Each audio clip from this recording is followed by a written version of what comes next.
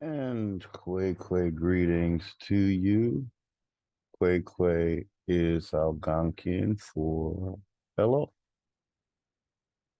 Um, I deduced that I am from an Algonquian speaking tribe in uh, the area of North Carolina that we were in, and as well as the area in Virginia that my family moved to and from between those two. So uh, further evidence of this for me was that my paternal aunt, one of my paternal aunts, uh, explained to me that they spoke fluent French. And I know from what I studied that Algonquins, they were the tribe that seemed to have the French as their colonizer of choice, shall we say. Whereas the Iroquois had the British crown as their colonizer of choice. So I think we both got played, but I still think that the Algonquins got the worst deal because it seems like Algonquins lost a lot, of their eastern seaboard territory. And I think that was basically, it had a lot to do with the Iroquois' connection to the crown, who wanted that seaboard. So then the Algonquins moved up to Canada. But then I think what happens is they try to make it look that we started in Canada. Uh, so a little bit about that. I really need to learn a little more than Quay.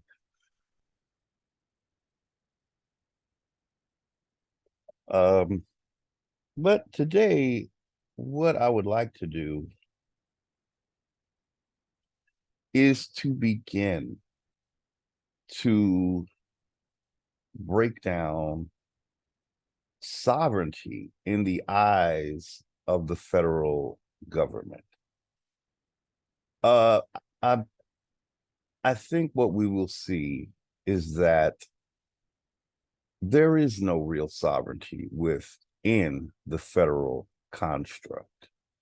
Now, I'm getting a lot of cues from the state nationals who I've tried to, mention them before, headed by Anna Reitzinger. And basically, these are people that are not indigenous, right? But they do see the federal government for what it is. It's a corporation. So first of all, for you to talk about being a government, right there is not quite true. You're not a government. So you cannot take on the role of dictating what sovereignty is for real men and women. You're a corporate entity and you interface with corporate entity. So that is one thing. Now, it is one of those areas where we get lost in the sauce, so to speak, because everything that comes through federal laws and statutes are just so confusing and so a different language. You throw your hands up and you're like, I can't deal with this. Just make me your slave and get it over with. But the thing is, it never gets over with. You see, your slavery is a slow and encroaching beast. It is a slow and encroaching snake that once it's had a little bite of you, it just can't help but consume the rest of you, like a snake would do. It doesn't stop at your foot or your neck, depending on which way it's devouring you. It has to have all of you. That's why we don't play when it comes to the feds, okay? And it's not, we're not slandering them, we're not committing acts of terrorism, we're calling them what they are, a corporation. That is facts, okay? That is facts. Look it up if you must. We're dealing with a corporation that is turning everything into a corporate entity so that it can interface with you. But part of that interfacing is sucking you dry. A corporation must profit for it to survive. So we don't blame the corporation for being the beast that it is, okay? But we must remind it when it comes to the federal government, we must constantly remind it that you don't have jurisdiction in the land soil or on the land and soil. Commerce it has to do with taking us off the land and into the sea to do the commerce. This is why the Moors, they just lived for commerce because they knew that they had this corporate entity that could help them to dominate and enslave the entire world, okay? That's why trade was so important to these pitiful ass Moors. They had an agenda. They didn't care about spices and fine silk, okay? What they cared about is a one world government spearheaded by the entity known as the corporation. We always have to think in those terms when we think about the government and realize the reason why it can't interface, a corporation can't interface with us, is because the Constitution is what does that. The Constitution deals with sentient men and women, not corporate entities. If you can begin to just hear that again,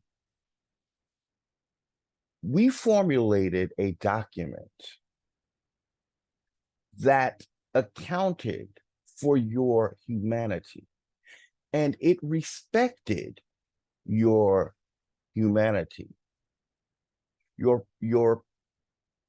sentient being, your living, breathing existence as a man or a woman. We're talking about the 1787 Constitution, okay?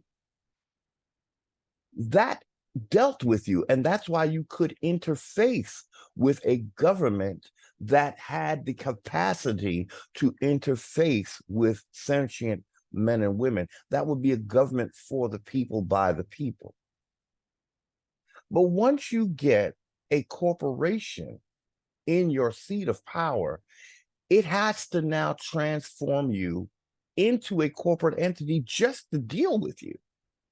So by definition, the corporation cannot, it cannot be the definitive form of government for men and women, living men and women. That is why your name is in all caps when you deal with the government. they have to make you a dead entity. They have to duplicate you. And we know that when you get duplicated, it's equivalent to someone making a voodoo doll out of you to attempt. And in this case, what the goal is to devoid you of your personal property and bring it into the realm of the corporation under the jurisdiction of the corporation. And who heads the corporation? Who do you think? What type of status would seek to own everything you have because it feels that it has authority over you? That would be a nobility. That would be a monarchy. The corporation is a creation of a monarchy, not men and women of the land. When we were here as the men and women of the land, the reason why we had so many, I believe the reason why we had so many separate tribes, because we really were about self-governing to a point where it's just like with Christianity. Okay, so you have your general Christian church, right?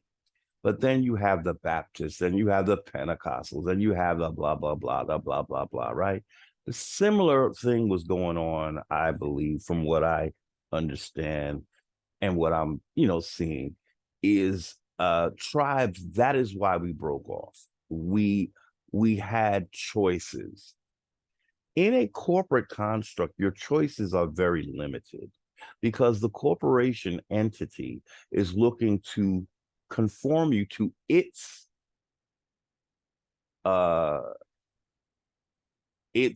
property.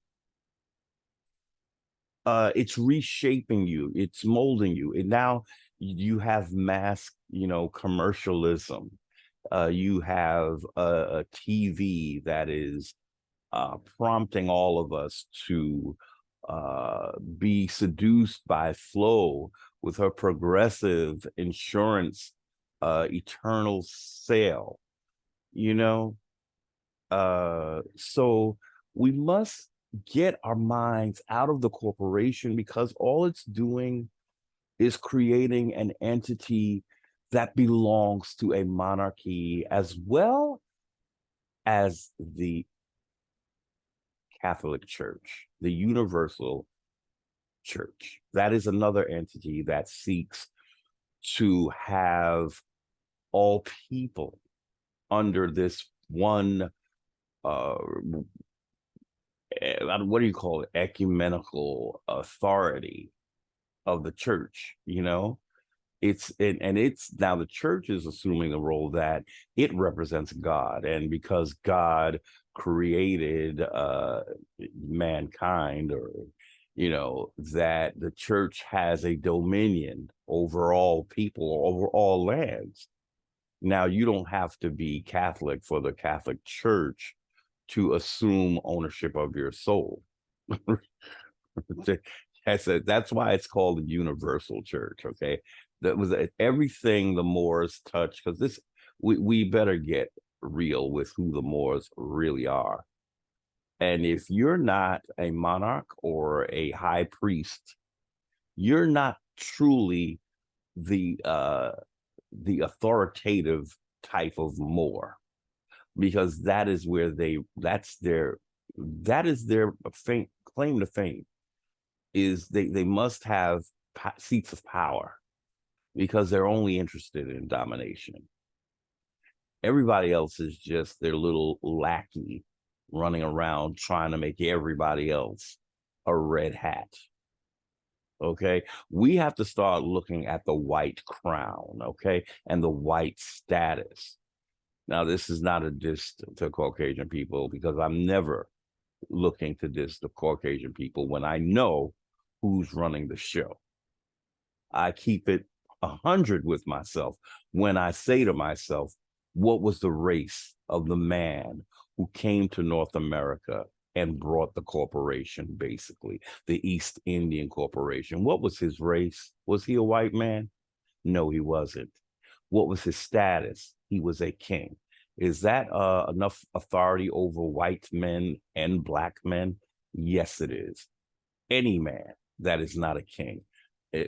Once you add king to the title of your name and you're a black, quote unquote, black man, I know who's in charge.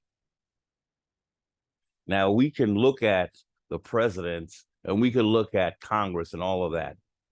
They have an uplink, and it's called a monarchy. And I know that that monarchy at the time of colonization, even if it did turn white, at the time of colonization, it was black. And if people cannot use their brain power to always remember that, I can't help you. What I'm saying is they never lost power. I don't care what lie we've been told about some Caucasian taking over. It's a coup at best. I promise you. No one, especially a Moor, is looking to give up that kind of power. You see how desperate it is to make Indians Moors. Do they give up? No, they don't. If the white man took them over, trust me, the next day they would be back in power. They do not surrender power. They never give up. What they do is they will say they are you. That is how they do it. They will convince you that you are them. And then once you're convinced of that, what's yours is theirs. Mind, body, soul belongings. They are a very seductive and insidious group of black men. They have studied the arts. King James studied demonology enough to write a book on it.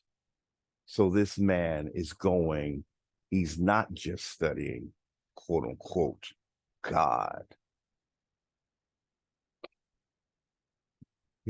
Again, if God was his first priority, his first book would have been the Bible, perhaps.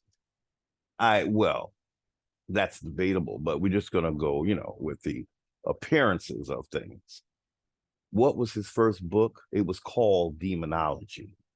So that was his first delving. That was his first publication. And if you don't think that he didn't learn something from his writing of that publication, you don't think he learned a few things while he was, quote unquote, burning the witches. Before, and he burned the witches, I guess we could say, before the Bible was produced. Could those witches have told us something about him that we needed to know before he wrote a Bible? Who knows? And anyway, that's our diving board. We're lining up the power structure and seeing who's really in charge. But right now, I'm going to pause for a minute and I shall return. We are back. Sorry, nature calls. What can I say? So we were talking about lining up our ducks versus, I don't know how to help people understand that it was a black nobility from the start. It never was a white nobility. That is why I tie in Tameri. When you ask yourself, why is Heru, this dude who calls himself Heru, why does he insist like a mad dog on dragging us back to ancient Tameri, aka Egypt, even if it was in the Americas. Now, I thought that should be of interest to us because it was found to be in the Americas by the great work of Horace Butler, even though he is still I don't know how to describe it. It's when information has to be given to the public, but it's given in a way where we have to break it down because they have to talk in circles, they have to talk in certain codes. And this is why do they do that? They do that because by divine providence, they have to confess the truth, but they don't have to do it in a way that vilifies them. You know what I'm saying? They have to make it look like they're doing a good thing, when the truth is they're the ones who started the fraud from the beginning. But because of divine, they know the time that we're in, they know the age that we're in, they knew what the lining of the stars. What is the proof of that? The proof of that is everyone, you must recall, I know we're all uh you know pushed to have a short attention span, but you have to realize how they show us things. Now, there was a big hoopla made about the Jupiter-Saturn conjunction. So someone's watching the stars, right? Enough to make it news about this Jupiter-Saturn conjunction. So that right there was your proof that, okay, so they are going by the movement of the stars. And they know what is coming, you know? So that's an example of that. But I believe all throughout the ages, there has been confessions. The film The Matrix is one of those type of confessions where they're telling you that you are merely, your energy is being ciphered off of by some kind of computer beast. What do we call it? Why do we call it? It's not that it's look at it as a corporate beast, because the corporation is a dead entity. What is a robot but the crowning glory of the corporation? Why do you think they are so interested in electronics? Electronics, AI, and all of that, it's their way of attempting to mimic the real world, the living world. They would like the world to be a dead entity so that they can control the world. Now, y'all know what I'm saying is facts. You should feel it in your bones. This is why there's a push to make everything robotic, including us, with this last jab that they were pushing. That was supposed to make us transhuman. And I'm sorry, that agenda will still go on no matter what lawsuits, because that shit is in many persons' bodies. So now that you're aware, you have to claim, now you have more of a task in reclaiming your humanity. It becomes that much more a difficult thing, shall we say, because they're depending on your ignorance. So what heads AI? But it would have to be a corporate entity, a dead entity giving birth to a dead entity that it hopes to mimic real life men and women. That is why also the indigenous is a reproach to the corporation. And if they could get rid of us, they would. But they know that they've programmed us pretty much. Now we're all into our cell phones, right? There are some very beneficial advantages, to technology, but we have to keep it in its proper place. If we let the corporation dominate us and tell us what sovereignty is, we are in for the ride of our lives, and nothing changes. Because they want the sovereignty over that which they have named. In a video I didn't post it yet because it was just too raw, y'all. I feel like I gotta work my way to that video because I'm basically speaking on sovereignty, But in that video, I talked about how the Bible character Adam went around and named everything. My take is that Adam did not name everything. He renamed everything.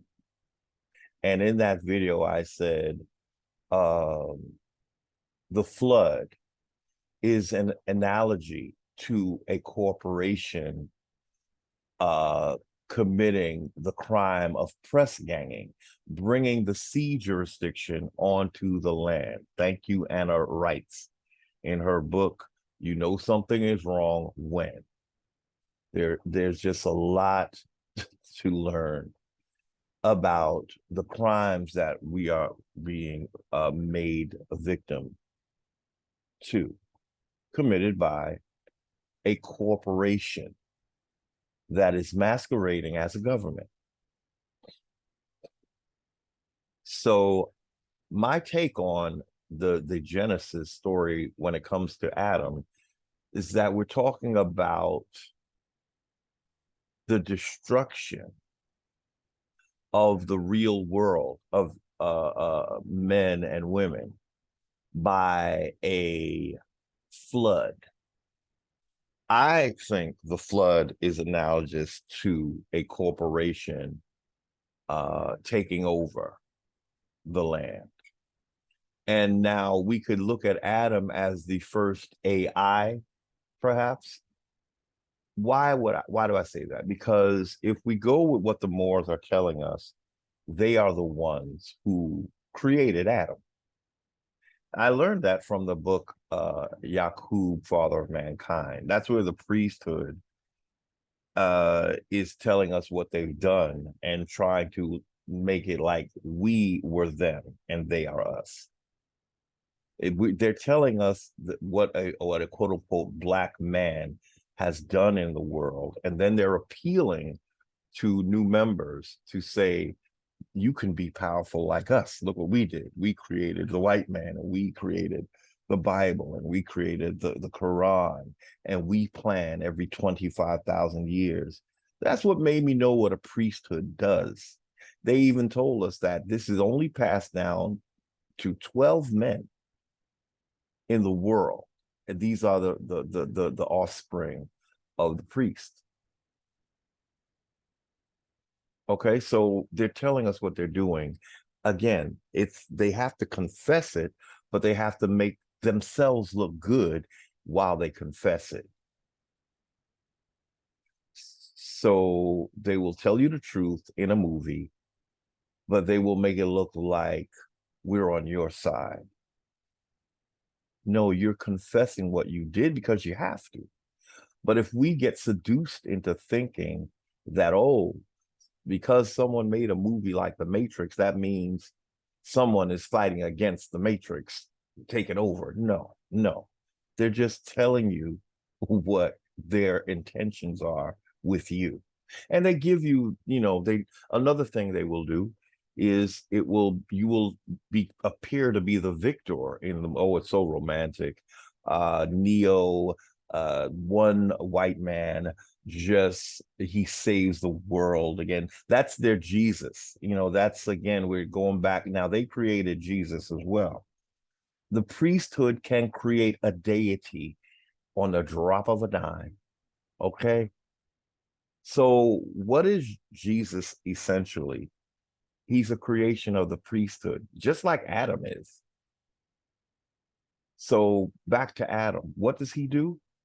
He renames everything on the planet. Why does Adam do that? Why does his father require him to do that? Because his father is going to now take ownership of everything that Adam has named.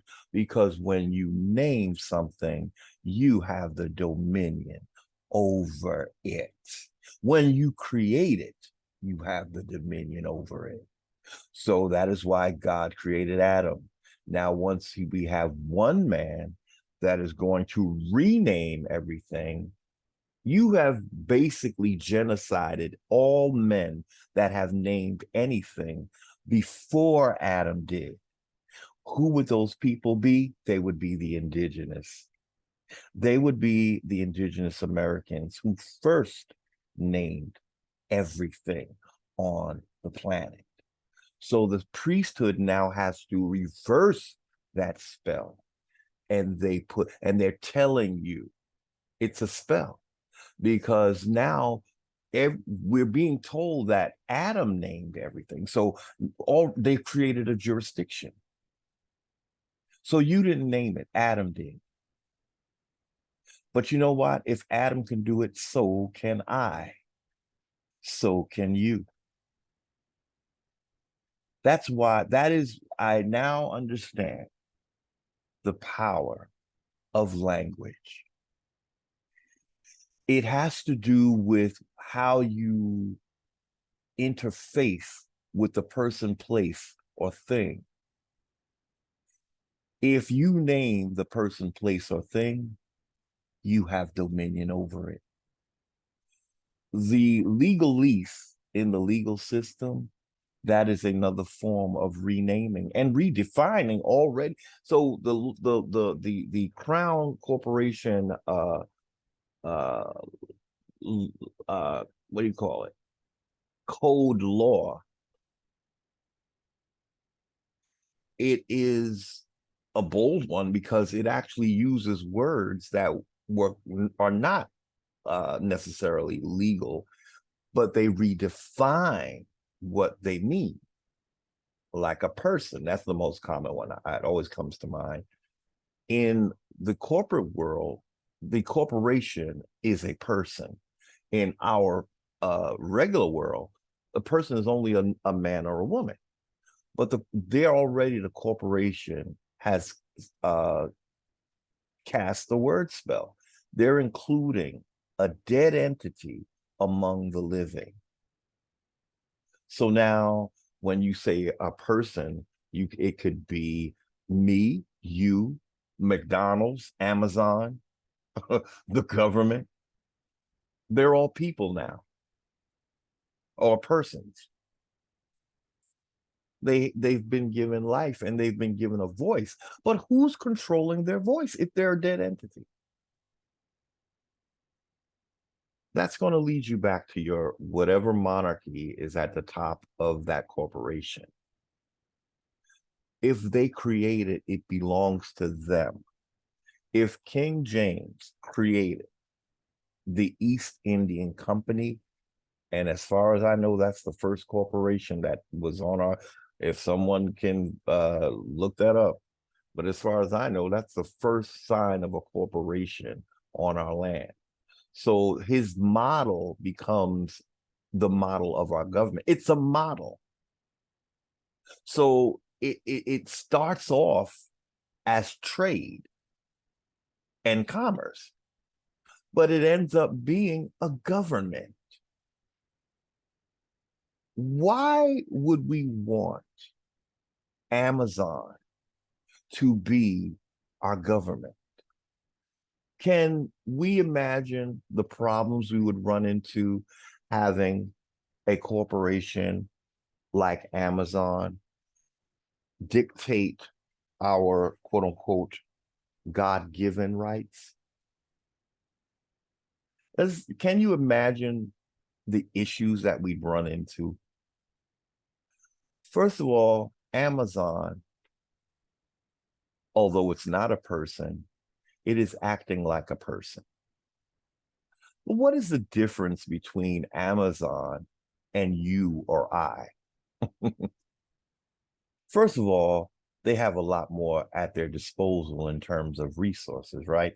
Because that person has several actual persons that are working for them. When it comes to you or I, it's just you or I.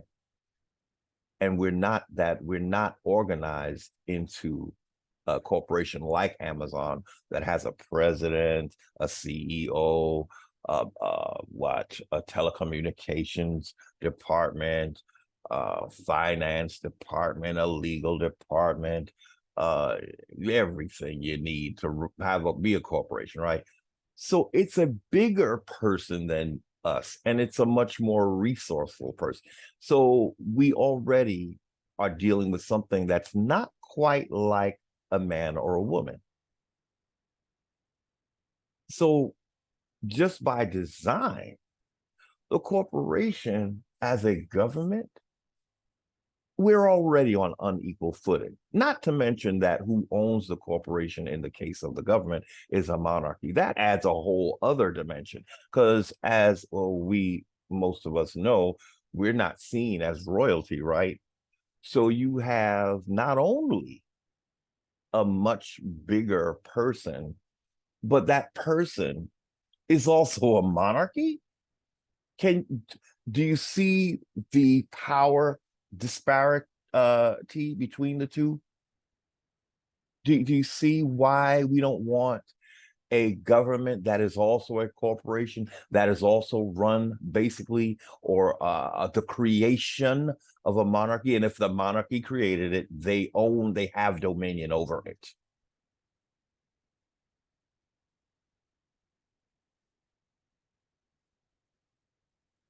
So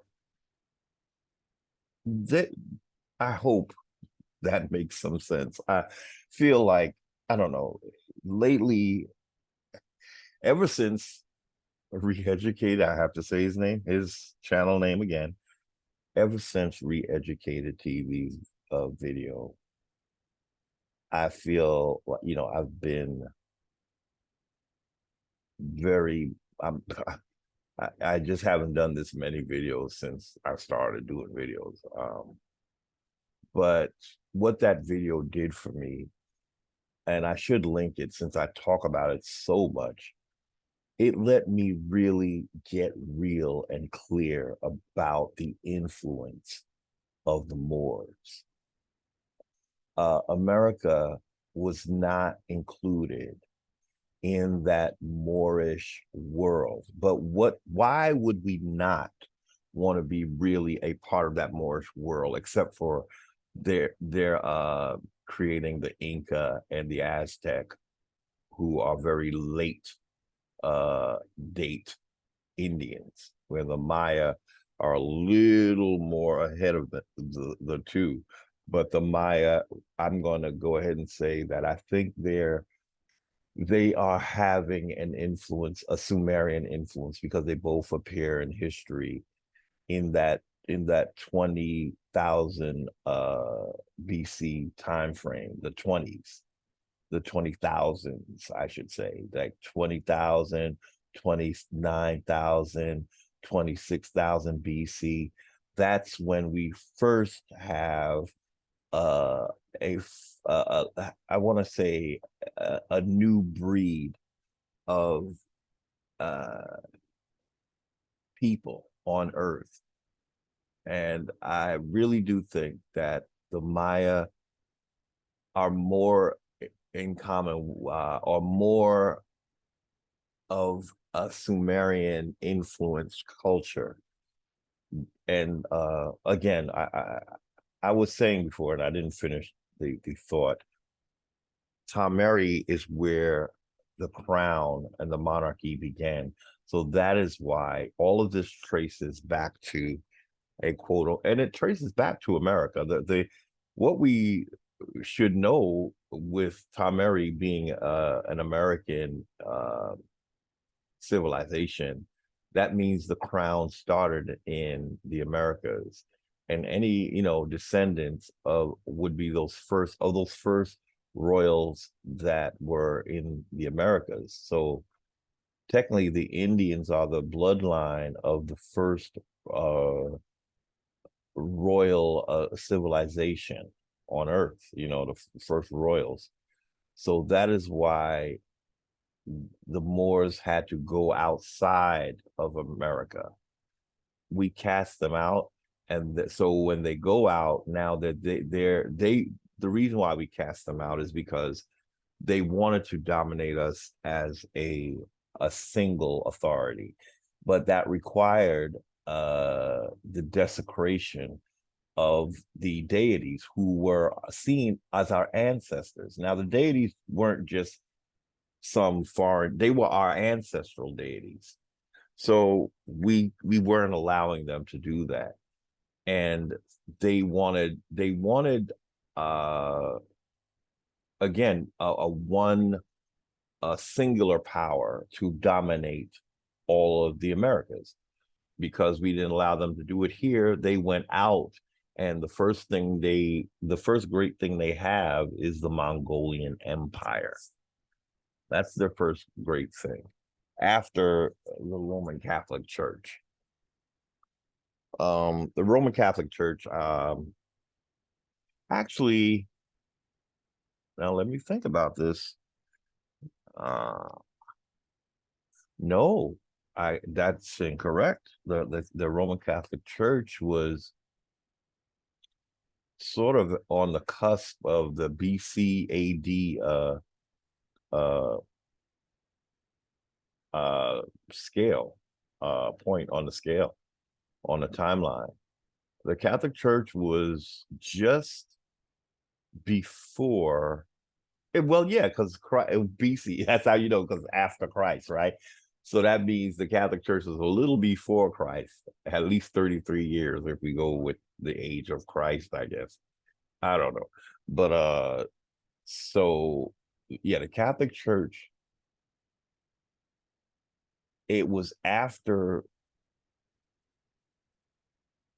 the Romans appear. And we did do a timeline on the Romans. I forgot what their time frame was, but it was after the Romans. It's a Roman Catholic Church, right? So that is basically the first, not the first now, because again, it wasn't the first. The Mongol Empire goes back to, how far does it go back? Yeah, 1200 BC, right? uh Generally, the when it really takes off is around the 1200s, or the 1200s BC. By that time we already have, I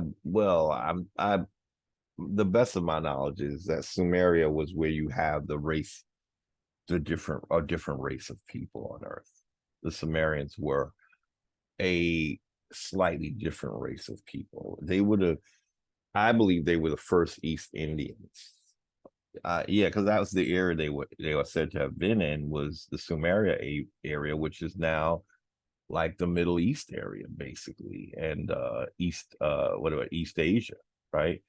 So that's where the Sumerians were, and that's their phenotype would have been that of an Arab. So, but those are the first Asians. Those are the first Mongols. So, re-educated TV helped me to see that the entire world outside of America is a Moorish creation. That is why they wish to have Africa be first, or Sumeria. They'll either one is going to be in their territory, right? So they really don't care. It's a toss up. But when they really want to make the quote unquote American Indian feel like he's secondary, they're going to make Sumeria first. I think that's why behind all of this, although they're giving us an out of Africa theory, if you really go with how they're lining up the first civilization, they're saying it happened in Sumeria. So that's the fun. Has anybody thought about that? As much as we talked about life starting in Africa, but they're really giving civilization credit not to Africans but to Sumerians in their world. That's how bad. See, that would be the handiwork of a Moor, because they have to give their offspring, even if they are claiming to be first, the Moors are given their offspring, not their brothers. They're given their sons first place because they want that birthright. So whereas a Moor will tell you, you my brother, I'm your brother. Yeah, but you're not trying to give me our legacy. You're saving that for your children and enslaving mine. People need to hear what I'm saying today. I am sorry. You Moors out there, you really need to get this download from the ancestors, because that's what it feels like. That's what it feels like right now. I just broke something down that I never even thought about, and it's a fact. That is why Samaria is being given first dibs, although they're saying it's an out of Africa theory. That is from the Moors, y'all. You brothers out there identifying as Moors, all they're doing is putting you in second place. They're giving the birthright that they took from you to their offspring. Okay? That includes the Hebrews, the Christian. Well, Christians are not really going to be part of this. I don't really. I think Christians are the slaves, because Christians don't have a bloodline, whereas even the Caucasians have a bloodline. The Caucasian Hebrews have a bloodline according to Scripture, and so do the Nation of Islam. Again, Ishmael and Isaac, right? Those are the children of Scripture's bloodline, right? Or the bloodline of those children, right? So who are the Christians? Who's your baby daddy? Y'all been duped, okay? You've been duped. You don't have a baby daddy. Yours is a spirit, and unfortunately, inheritances don't go to spirits; they go to real life living beings, okay, or as close to as you can get in a corporation construct. But Christians, no, you're not. You're going to be the slaves of the two bloodlines. You really need to understand why Jesus says to obey your master. If you were the seen as being of the bloodline, you would not have a master. Okay. Now I don't know what Jesus means to other races. That's the distinction I can make, because I realize there are some people who, they I hope that they're more into the idea as opposed to the reality of a living, breathing Jesus. But I'm saying this is how Jesus works for the American Indian. He is, maybe he works different for other people, and I would say that would have to be the case, because Jesus was made for the slave. He's telling you to submit to your master and pay your taxes, and when your master beats you, take that beating, take it like a L. That's not the kind of savior I want. Okay, I'm sorry. It's not. It really is not. That's why I call myself Heru. Now that brother, ow, yes, that's what I'm talking about. Okay, That brother said, you ain't taking my legacy from me, not from me without a fight. That's what Heru said. Okay. That's that scripture. Okay. So that is the one that was for indigenous. But once you traded Heru for Jesus, everybody's taking your shit and you get it in heaven if you believe that. If you believe that. And I don't think believing it is going to actually make it happen. I'm just saying, in your mind, you will get everything that was taken from you in heaven. Mm-hmm. Yeah. And I have a bridge over in Brooklyn for sale. Mm-hmm. I'm sorry, y'all. I'm sorry. I know you don't like it. But the ancestors ain't here to play with our asses. Okay, they didn't come back for bullshit and play. They came back with the real. And who am I to talk about the ancestors? Well, number one, I looked mine up as far as I could go, so that's what gives me the authority to speak for ancestors. And yes, they were Indian, so they would be talking to Indians. So I done worked myself in for no reason. There ain't no reason for me to even go there because the topic today, you know, we talked about the government and how we really don't need a corporation, and it's only right. It's not for the people by the people. Okay, it's a whole level, and there's a monarchy and a Vatican involved in that corporation. Okay, they are colonizers. You don't want the product of your colonizer to be your government. Now, you can say that I sound like I'm against. No, I'm not. I'm not against government. But I'm saying if it's a corporation, it's not a government. You got to watch Anna Wrights. You know, that's if you can't hear it from a brother, maybe you prefer hearing from a white woman. And I'm here to tell you that woman did her homework, man, when it comes to this corporation. That's all. It's, we all have different things, and I learned a lot. But I want to show you how you're being what should we say? As indigenous, we're being given or offered a false sovereignty. The corporation's definition of sovereignty is different from a government by the people for the people's definition of sovereignty. My argument is we didn't have a revolutionary war just to turn around and be debt slaves to a monarchy or a Vatican. Why would we do that? Why would we want to be 14th Amendment citizens that owe a debt and who's liable for a corporation's debt?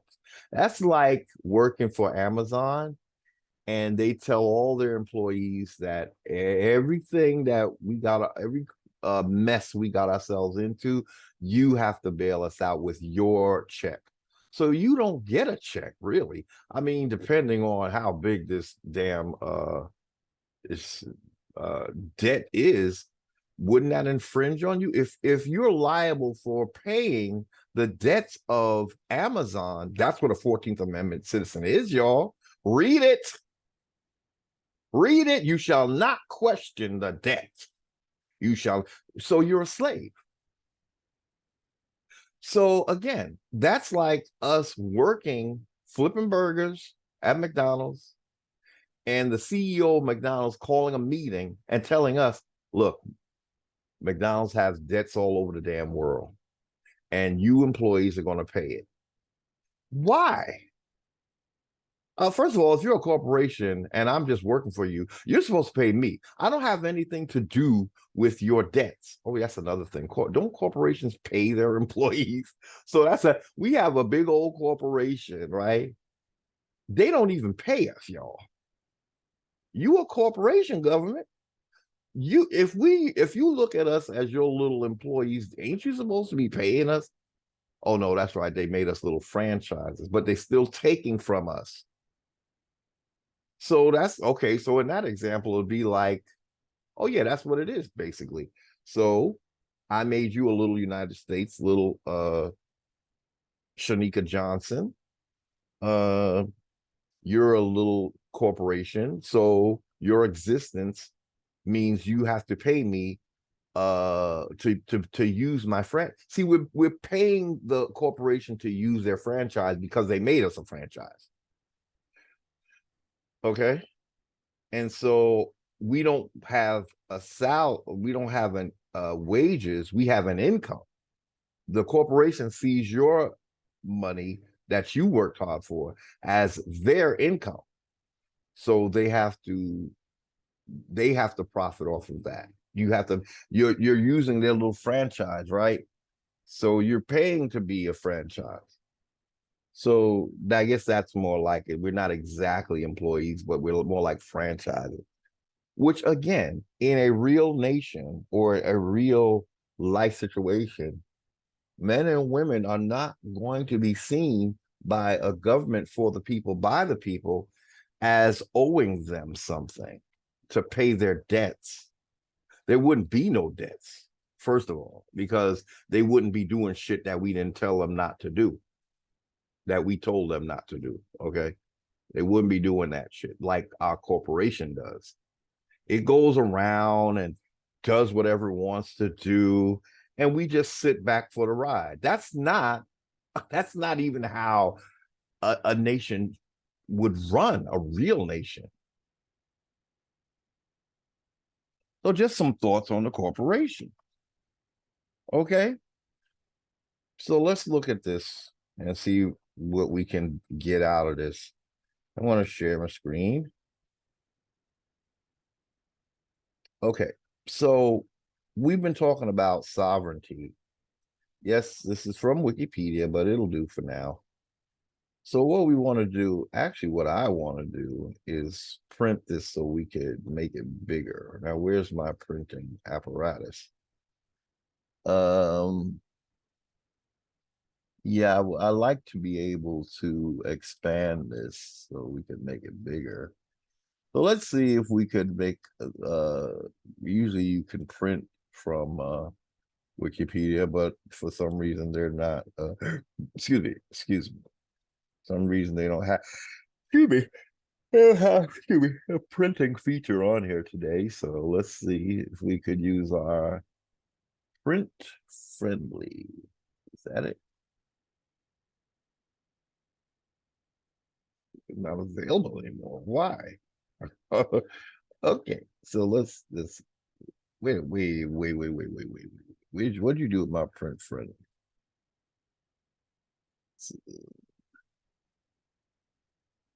It's not available anymore. What is going on here? What do you mean it's not available? Okay, let's find this. Okay. This is a program that allows you to print. Uh, very nice program. It really cleans up your documents. Use it quite often. Let's see if it'll work here. Because we don't have a print feature on Wikipedia for some reason. Okay, let's see if it feels like working today. Because okay, so it feels like working today. Okay, so I'm just gonna go ahead and print this. I could take out some of the extraneous, but I'll leave everything. Let's go ahead and make it a PDF.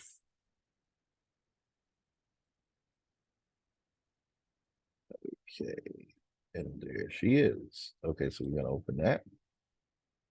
Because I want to be able to expand and make it bigger like this. Okay. So I wanted to get an idea because I realized, you know what, as Indians, we don't have to know every single way that they defrauded us. and disenfranchise us. Oh, we can seek cease and desist and injunctions that will get us on our way to real sovereignty. What our indigenous need is, I'm going to go ahead and say it. I hope you guys there's some people out there that understand. We have to redefine sovereignty in America because, once again, we have a corporation telling us what sovereignty is. But if we read between the lines, we'll see that their idea of sovereignty is just a higher status in their construct. You see, the idea is we get out of their construct. And what we're going to demand is control of our resources. That is what real sovereignty would be. It's not somebody dishing it out to you and telling you that, on this reservation, you sovereign, whatever, whatever. We sovereign everywhere we go. And the thing is, the government did make it that way when they said we don't have to be part of a tribe. So so if I'm not part of a tribe, where am I going to get my sovereignty? It's going to have to be where I'm at, right? If you done told me, and they're going to change this once they hear us talking about it, they're going to try to change it. But you said that an Indian doesn't have to be part of a tribe. They can be an indigenous Indian sovereign, well, their version of sovereign, all by themselves, right? So if I'm sovereign all by myself, that means I don't have a reservation, right? So I have my sovereignty has to follow me everywhere I go for it to be real. We don't lose our citizenship as a citizen when we're in your corporation, right? Everywhere we go, it follows us, right? So that's the idea. Our sovereignty follows us. It's not limited to some place that the corporation designated. So that's one thing. So let's see what's going on in what they say about tribal sovereignty in the United States. Okay.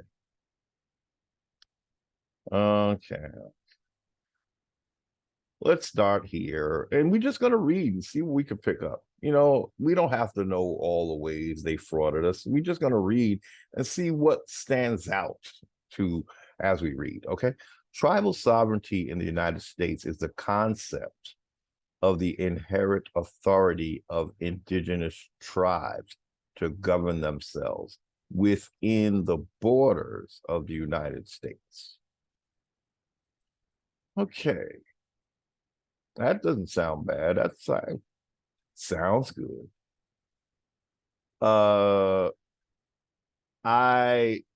If I was being nitpicky, I would just say I would call it the Americas, because we're really not part of the corporation. So we're not moving within the United States per se. So I'm just trying to help us, because I'm learning myself, okay? The little ways that they undercut us, okay? So we're going to be not part of a corporation. When our sovereignty is based on the land, not a corporation. So maybe we should highlight these little red flags within. And we get a highlight feature, or no? I should be. Okay. I should be. Why am I not? Oh, because they have a hyperlink there. Oh, when it's a link, they don't let you. Okay. To govern themselves within the borders of the United States. I'd say within the Americas, to be nitpicky, because we're sovereign.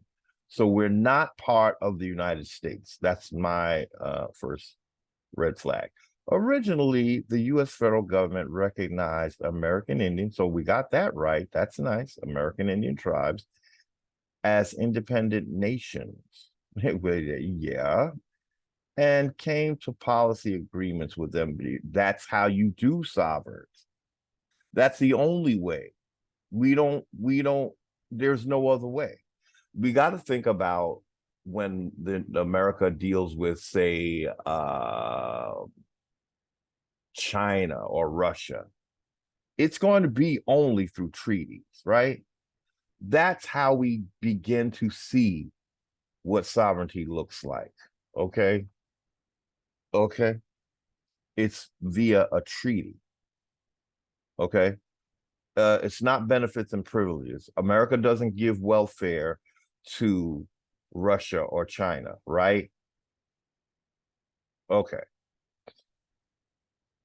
So, and because we are the first of the land, we have rights to the land. Well, that's the whole point. That's the whole point. So that's where our wealth, and we're generating our wealth from. Now, if we have a monarchy that's taking you away from the land, you don't have anything. And they're running your show. Okay. As the U.S. accelerated its westward expansion, now we have pretty much decided that this was unconstitutional. Okay. Who gave the U.S. corporation the right to expand, accelerate westward? So already you're coming in on our territory illegally, westward.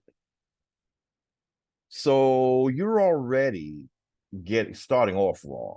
And then you want to say we're sovereign because you decide to do westward expansion, and we had no rights then.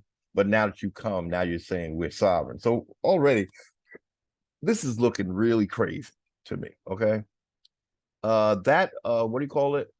Manifest destiny was not part of the when you do a word search for manifest destiny, it's not in the 1787 Constitution. So we never gave Congress the right to do this. What is that telling us? They're already acting outside of their jurisdiction. Okay. But somehow they're taking, what is making them take this authority? Who? Well, it would have to be the principals of the corporation that decided they want more of our land, right? So that's where they're getting the authority from. I'm telling you, this corporation is owned by somebody. That's why it works without us working it. They have objectives. What are their objectives? To take our land and take us off of it, roughly. So this whole thing here, in other words, if it was for the people, by the people, we wouldn't be seeking to take our own land because it's ours, right? We wouldn't need a westward expansion as American Indians. So this tells you, who was this for? It was for the foreigners, right? Because it's a foreign corporation. That's how you know it's not for the people, by the people already. Why would Indians agree to this? Now look, this is westward. Here's the Appalachian Mountains, I believe, are right about here. So the corporation was only really dealing over here, right? And really it wasn't even dealing too much in the South. That's why we had all that crap going on with the Confederate States and stuff. So when they decide now that they're just going to take over the whole damn country, was that something that what I'm trying to show you is that your government was already hijacked. That's why it's not going to have our best interest. If it was the Indians, again, we wouldn't need to westward expansion because we're already this is our land, free land, right? So we don't need a westward expansion. Who needs it? This is why we cannot think that becoming part of this corporation is going to solve our problems. It's going to take us out of further from where we need to be as Indians. And so one of the things I think that's eventually, if we do this right, this is not theirs. And really, this wasn't theirs, and only parts of this was theirs. So already we have a corporation doing its thing, right? Without our say. Whoever was representing us was not really us. So we have a problem. And they now this is the same. Now what we just looked at, and this is a conversation about sovereignty. Is some don't match up. Do you think we're going to get a fair conversation on sovereignty? I don't think so. Okay. We have to define what sovereignty is. We can't let a corporation tell us how it meets it out to us. As the US accelerated its westward expansion, internal political pressure grew for Indian removal. Internal. Well, who started the expansion? You just told me it was the US, right? So what do you mean when you say internal political? It's you. Internal political pressure grew for Indian removal. See, look, there we go right there, people. Right, this already should tell us why we don't want to be under their jurisdiction. This is all I'm saying. When we go to be sovereign, which we already are, and it's just a matter of reclaiming it and letting them know the reason why, and we have plenty of reason, right? So what I'm saying is, we, just like the government, we have to have a plan to take our land back. That they have agendas, right? Our agenda is not, it's not synonymous with what they want. That is why we can't do business with them. I'm not saying that we overtake them by force. Do not twist my video up as being terrorist against the corporation. I am using, what am I using? This would be under the realm of what we might call common law. This is common law. This is also the law, the basic law of indigenous people on their land. So that is the angle. I'm not a foreigner dealing with a government where I'm a foreigner and the government, and I'm imposing on a government where that I'm not even supposed to be part of. No, I'm coming at this as an Indian who is looking at how my land was taken from me by a foreign corporation. Now, if they want to look at that as being terroristic, well, I guess that's how you define it.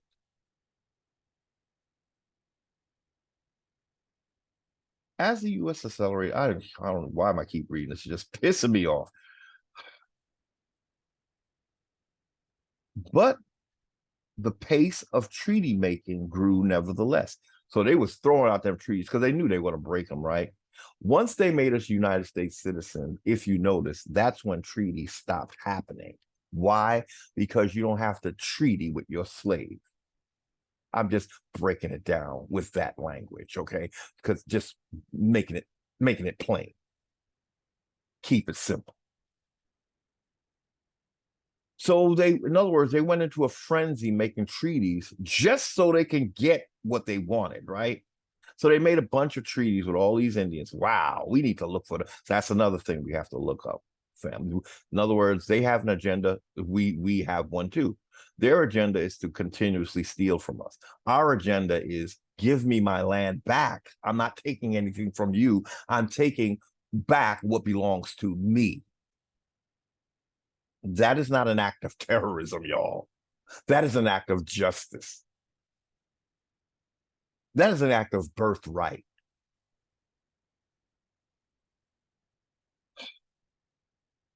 Internal political pressure grew for Indian removal. Now, they done removed us from here to somewhere over here. Is that Oklahoma? So now we're here, and now these motherfuckers is coming again, doing the same thing they did over here, all over here. I didn't mean to mark up my country with this food, but that might be our blood, right? That might represent our blood being shed for these motherfuckers, right? So they just are in a frenzy, right? They got a little piece of action over here, and they got greedy and created what they call manifest destiny. Now, none of us Indians gave them that, right? So where did it come from? We got to realize who the corporation is working for. What kind of entity would give them manifest destiny? That's like a spiritual entity. It's because it's, destiny manifests. So they're coming at you with some kind of ecumenical monarchical, whatever that word is. Because we gotta start to see that the royals and the church are very closely linked, because they're trying to establish that this is God's will, what they're doing, right? It's not them being greedy motherfuckers. It's God's will for the king to expand his kingdom, right? So they have a manifest destiny. But again, we done got removed from here to somewhere over here, and now the motherfuckers is coming to get all. It's crazy. This is why we cannot trust. They've already got all of this unconstitutionally.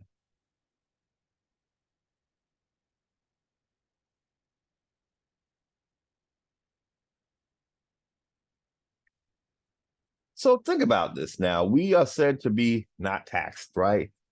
Yet they go about removing us. It's like their first what they call it, order of call of order or whatever is to. Now I'm in your system. I'm by the Constitution, I'm sovereign, and you're not supposed to interfere with me, but you're removing me. How did you get to do that? Well, by that time, that second Constitution was created, and also by that time they created the United States citizen. So they're pushing like a double whammy on you, getting you to become citizens, but at the same time, because I don't know, because I guess hey, okay, why am I tongue twisted? You didn't sign up to be a citizen necessarily, but if they gave you voting rights, a driver's license, birth certificate, that is what's making them have the authority to do all of this extra, right? Because they cannot do it with Indians who are not using their paperwork. That's why we don't want to contract with them or work with them, because it's going to be their paperwork. We got to make our own paperwork, because that's what we can do as sovereigns and as indigenous. We don't do their papers, they do ours. You sign my paperwork, and you don't make my treaty. I draft it. And the points where you don't agree, then we don't have a treaty. And until you agree, we this okay? And they can't use the army against us. Why? Because this is our land. See, that's another thing. There's going to be some kind of thing where if they try to say, see, that's why it's important to be indigenous, I think, because it really speaks to the fact that we're not foreign. Now, if this corporation keeps treating us like it can sick its army on us, that's an act of genocide. It has to be, because you're using an army that's supposed to be protecting all Americans, not coming for Indians. So they have to learn how to use their army the right way. Their armies have to be trained that, no, you don't fuck with American Indians. This is their land you're on. So when they don't agree with us, we have to work it out with them to where we do agree. The army doesn't get involved. Not if it's a entity that is for us. That's just it. Well, are they ever going to be for us when they have other objectives? The whole point of them being here is to be agents for a monarchy and the Vatican. So it's going to be really hard, right? We got to really decide how we want this, or if we want this corporation. I'm just talking the real, y'all. I'm sorry. I feel like we ain't getting waked up to play games. We're not being waken up to being Indian so we can continue being enslaved and pushed around, are we? Because then all of this is for nothing. If we allow this to happen, even after we find out that we're Indians, we will never be what we are looking to be. We'll never be. They'll give us some form of it, and we will. It's like, being punked, pat on your ass, and go sit down. This is what being an Indian. They telling us what sovereignty means. No, we got to remind them what it means for us, because this is, after all, I'm free in my land. I give you the orders in my land. You don't give me the orders. That's why our Constitution is important. But I do think now that I'll be honest with you, I don't know that you can have a constitution with a corporation. I really see that and the corporation showed us that, right? Because we're not operating in the Constitution. They very quickly got rid of the Constitution and turned us, we're all operating in commerce. Again, that's why your name is in capitals. If you don't believe that to be true, or you think I'm talking some bullshit, you got to understand why your name is in capitals, and just like any other corporation. So they're not dealing with you as a man and woman. They're dealing with you as a little offshoot of them, that they have dominion over. Okay. But the pace of treaty making you was making treaties like crazy because you knew you were going to break them. You were concerned. You wouldn't treat it with these people. You're trying to take what they have. So what kind of treaty would you make? Oh, could you sign this? And you read it says, give me your land. Your land is my land. What kind of treaty is that? What treaty would you make with these people? Well, I guess we have to look at them, because I'm sure that they're bullshit. Well, they might not have been. It's just that they didn't go. The corporation had no use for them after they made you a United States citizen. Boom, away went your treaties. That has to be what happened, because treaties now are null and void between the Indians, right? Because you're not a nation if you're a citizen. You now assimilated into your enemy's camp, in as much as they've been your enemy. And I ask you, Indians, has the corporation been your friend?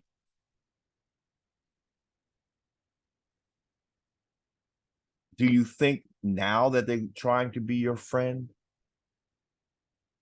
Do you really think that now they're ready to be your friend? They've done everything to make sure you don't know who you are, and we think that they want to be our friend. And we could, just work. We just got to figure out what real sovereignty is. That's all. So that's why we're going to try to read this, okay?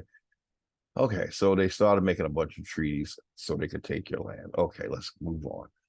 The Civil War forged the U.S. into a more centralized and nationalistic country. Nationalistic.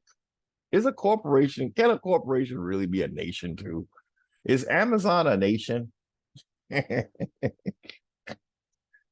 Okay.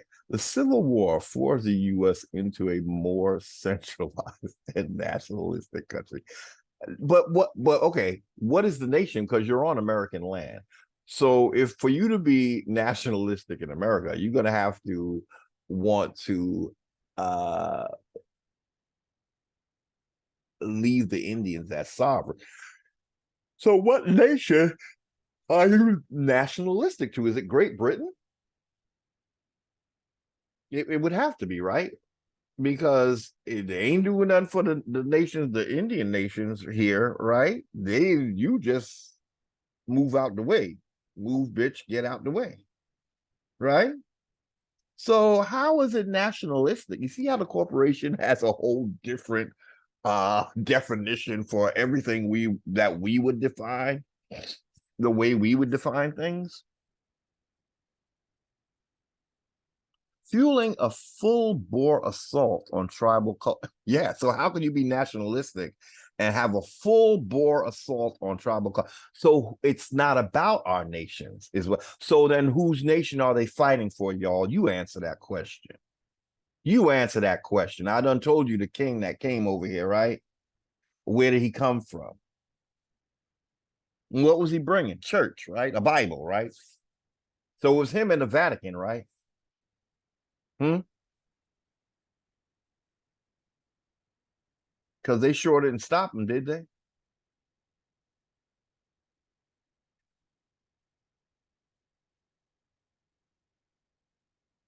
I think we have to do some kind of look at how royals are connected to the church, because they seem to be joined at the hip.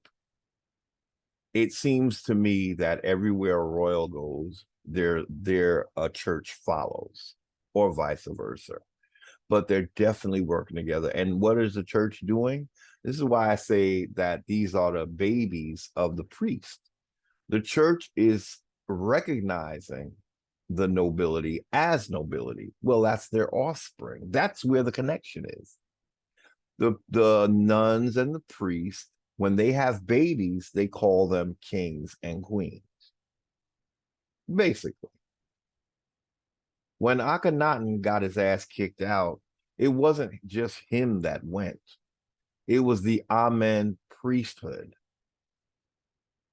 That's why y'all don't want to deal with Tom Mary. There is just so much there to make this bullshit make sense. And you just won't get it. But I'm giving it to you anyway. Maybe one day people will see. Maybe one day they'll see why Tom Mary is of the utmost.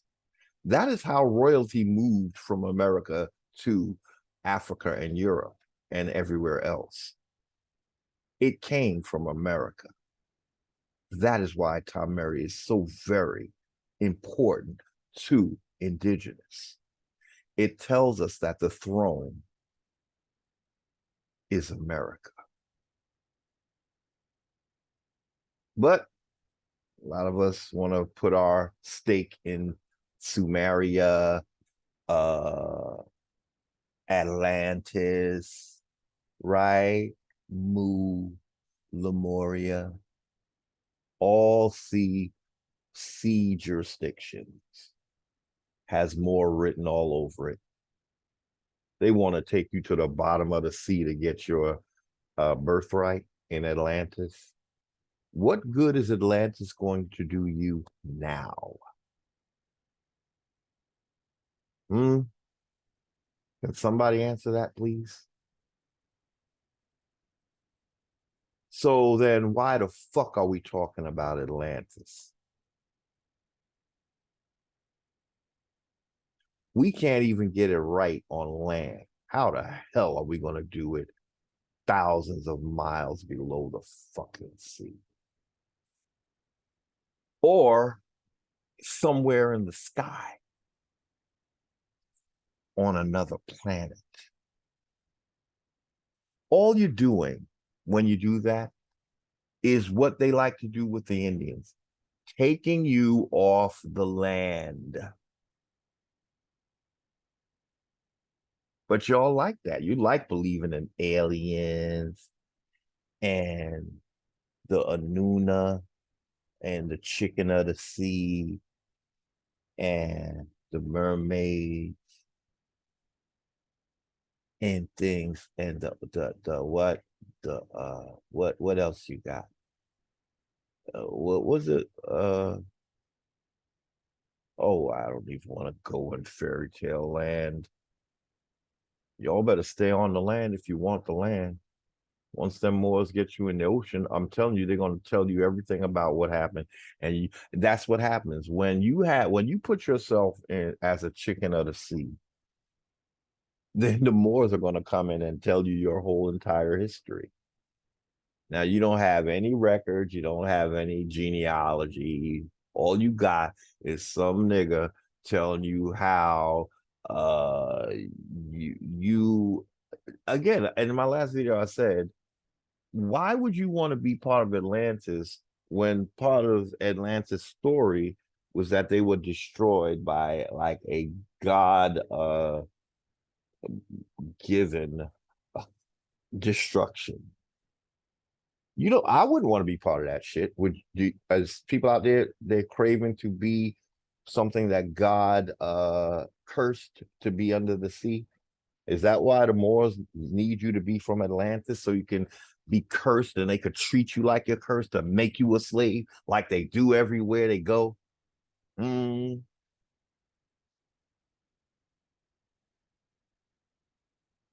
well, keep at it because whether they do it under the sea or in the sky, you're condemned. I promise you that much.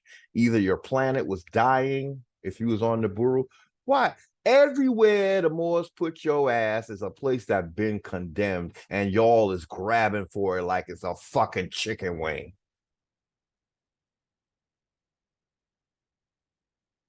Do you know why what Nibiru was being destroyed? They're fucking it's saying that their atmosphere was fucked up. So that would be an act of God, wouldn't it?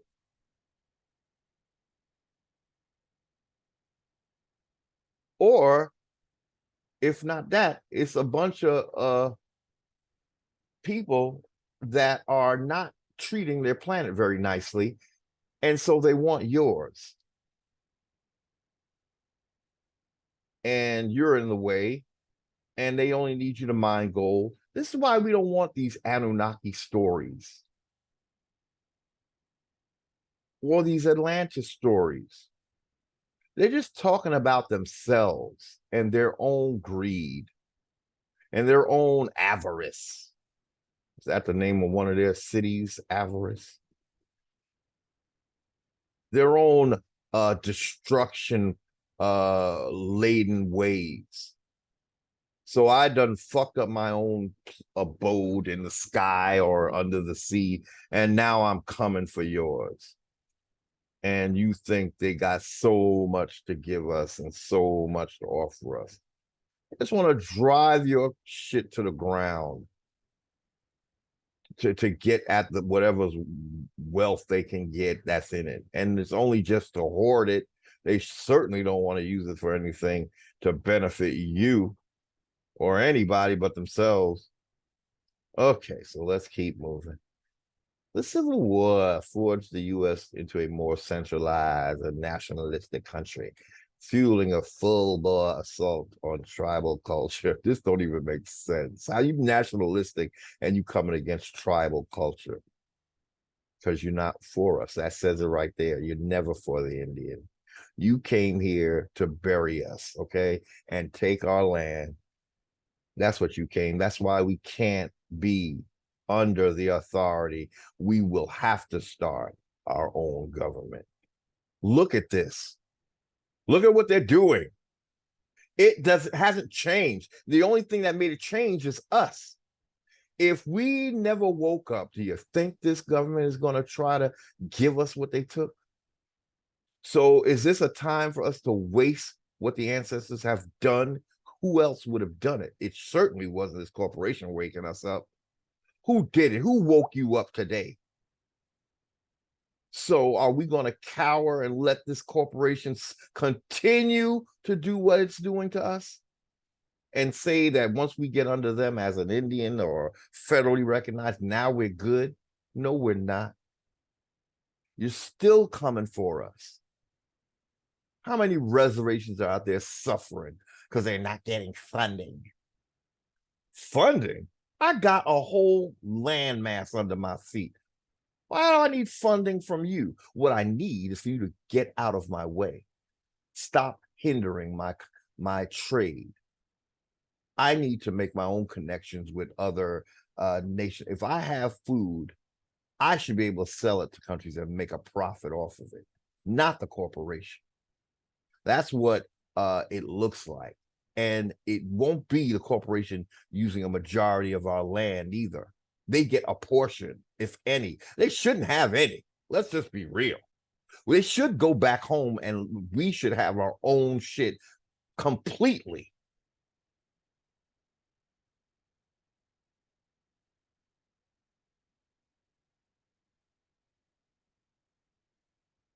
Mm. Somebody got to say it. The Civil War forced the U.S. into a more central blah blah blah. Full bore assault on tribal culture and institution and pressure for Native Americans to assimilate. Now they talk like it's not them doing this, like there's just something forcing you to assimilate. In the Indian appropriation, oh God, all these, they all sound so bad. The Indian Appropriations Act, an act.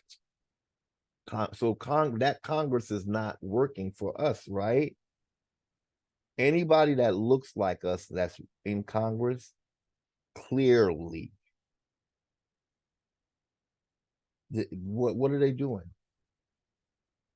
I don't even know why traitor Indians would agree to this. Oh, yes, I do. I'm sorry. Oops, my bad. Yes, I do. It's a big fat payday from the corporation for them. When you work in Congress, you're a millionaire pretty much. So that's what the pay. And take my country, just give me money and let me live in the nicer part of town. I don't care what the fuck happens to them other Indians. In fact, won't I be getting whatever is due them? So I'm like the colonizer now. Just take their shit and give it to me. That's what I'm here for anyway.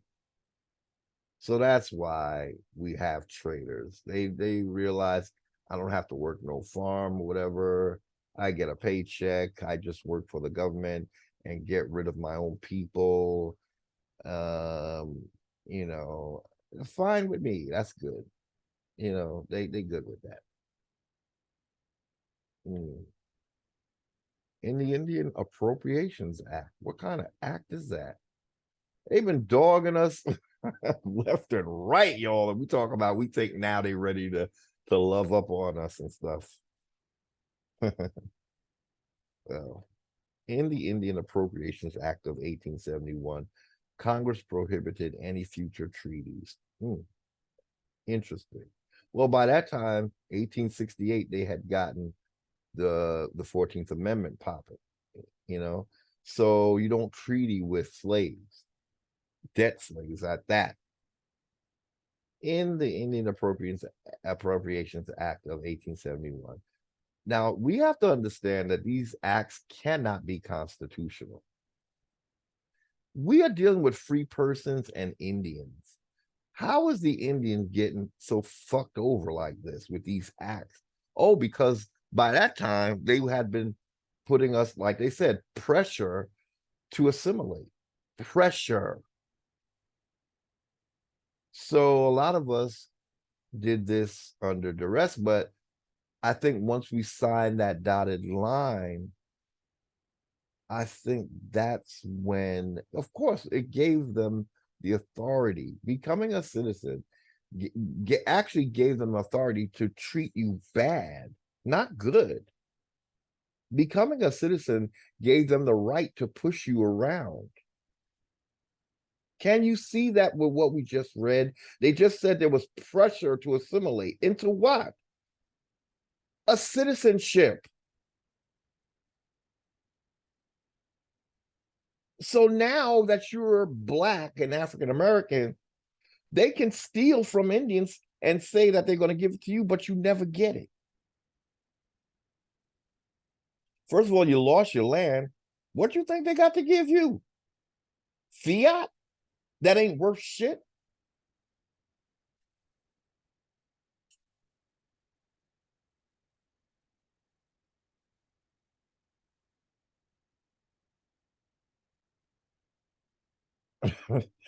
Okay, Congress prohibited any future. Why would Congress do that with nations? So we're being lied to about being nations, because once again, would Congress prohibit treaties with Russia or China? And especially if they're taking their land, what does that look like? Are you a nation if you can't treaty? That's why somewhere we're gonna have to reinstitute the treaties, y'all. I'm telling you, they're gonna try to sell us a compromised version of an American Indian that is somehow still a citizen. and we're going to wonder why we're still getting treated bad and not ever figure out it's because you're a United States citizen. And they just letting you use that title just to, rub your ego, let you feel like you're special. Meanwhile, you're still landless and powerless. In the Indian Appropriations Act, Congress prohibited any future treaties. The move was steadfastly opposed by, look how they keep changing the name, American Indian, Native American. Why would the Native Americans oppose this? It would be the American Indians, right? Because those are the ones, see, in law, you cannot change the words. If the Indian Appropriations Act is titled Indian Appropriations, we're not talking about Native Americans. We're talking about Indians. So they like to play. See, in any other legal situation, you would not be allowed to change words like this, especially in something that's, it's funny because they're corporations, right? So they act on contracts. Nobody knows better than them that contracts have specific words. That's how you're going to get tied into the contract. So this little wordplay, 1 minute we're calling them Indians, the next minute they're calling Native American. No. Currently, the U.S. recognizes tribal nations as domestic dependent nation. Well, what happened to independent? Why would we want to be dependent?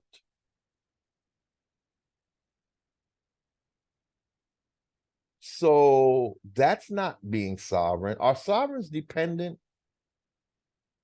I'm trying to let y'all see how they're going to try to parlay this shit to us. And what's going to make us independent, y'all? That's for you to answer, okay? What makes us independent? What do we need to be independent in this world today as we know it? Think about it. Just think about it. Why are we dependent? What makes us dependent? Now, we have already decided that they can't use the army against us. That would be an act of genocide, right? So they wouldn't be able to do that because we're the first people of the land. That would be, again, acts of against humanity, right? So what is making us what are we dependent on? That's just something for us to think about. We're not supposed to be dependent. Is Russia dependent on America? No, they're independent, right? What makes Russia independent? Whatever that thing is, that is what Indians will require to be a true nation, not a corporate nation. See, I think what happened is currently, I do believe that most nations are corporate. But what I'm saying is there is an organic version of that no one talks about because that's the corporation don't want that to exist. We have to figure out, again, we have a clue. It's for the people, by the people. What does that mean? No nobility involved, no foreigner involved, no church involved, no Vatican or anything like that. Those elements take us, in other words, we're having foreigners in our business. So the job of American Indians, now that we've woken up, unless we want to go back to sleep, is to establish a true government. And a true government for the people, by the people, will have dominion over any corporate entity. I'm telling you right now, that is the only way this could ever work. We have to understand the power that men and women have over corporate dead entities, even if they are run by monarchs. First of all, we said we're independent, right? That was the Declaration of Independence. So why would we turn around to become dependent? Okay, so see that you do you see what they're doing? How they're defining sovereignty. So what am I saying? I'm saying in a case that we have against this corporation, what we're going to tell them is that we require cease and desist orders. We will cease to be seen as dependent. What you have for us is what you owe us. We're not dependent on you. You're dependent on us because that's why you got rid of us. So you could put us in an inferior place when we had superior place as the first people of this nation. So how we're gonna deal with this dependent issue is we're gonna let the corporation know, no, you're gonna release those Indian lands that you have. And from there, we're going to start our own businesses without you interfere. You will not tax our business. We will tax our business if we see fit. Those proceeds go to our nation, the real nation, by men and women for nation, men and women, not an entity run by a monarchy and a church. You have a secondary place on this land. It just so happened that you got rid of us so you can take the primary place, which was not yours to take. Have people dying in these revolutionary wars, our ancestors fighting for what? For this bullshit? Currently, the U.S. recognizes tribal nations as well. We're going to change that current. This is what we want as repatriation.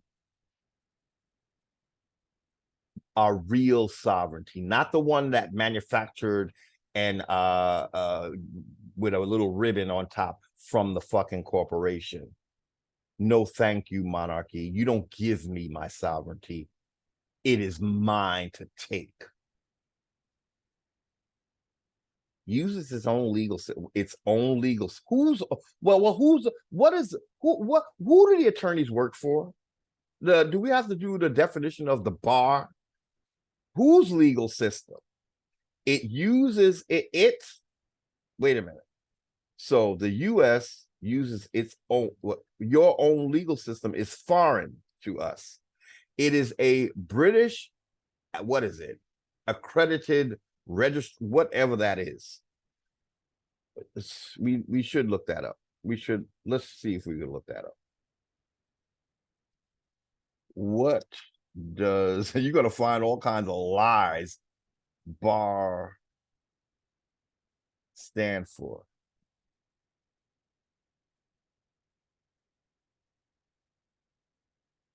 Okay.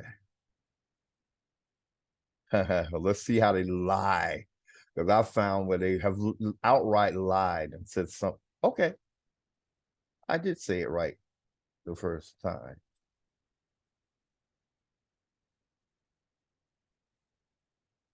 Oh boy. Yeah, so they already attack. There's no such thing as a sovereign citizen. A citizen is a creation of the corporation. A sovereign is a creation of the land and soil. The living man, and that's why they don't mix.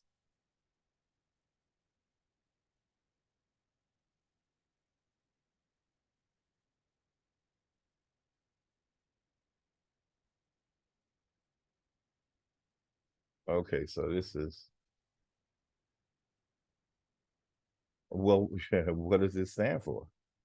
What does it stand for? Stop telling us about the conspiracy and just tell us what the I don't know if I want to do this because already they this is some bullshit. Okay.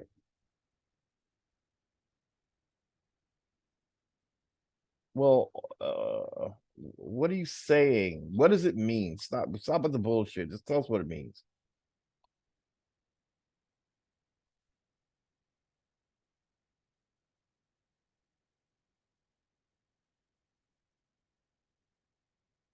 Well, all I'm seeing is what it is. A British accredited registry. But they're gonna try to tell us that it doesn't.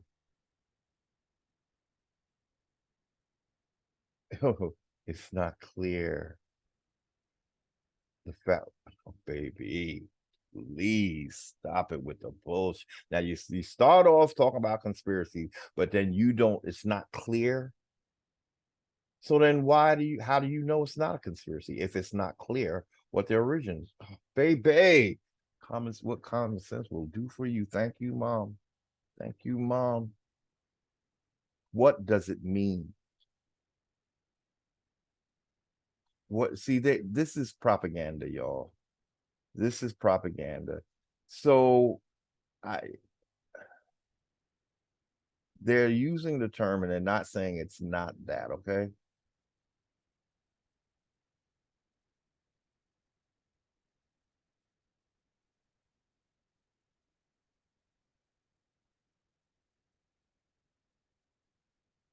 Oh, this is the it's something, it's like just give me the answer, okay? Someone roughly speaking.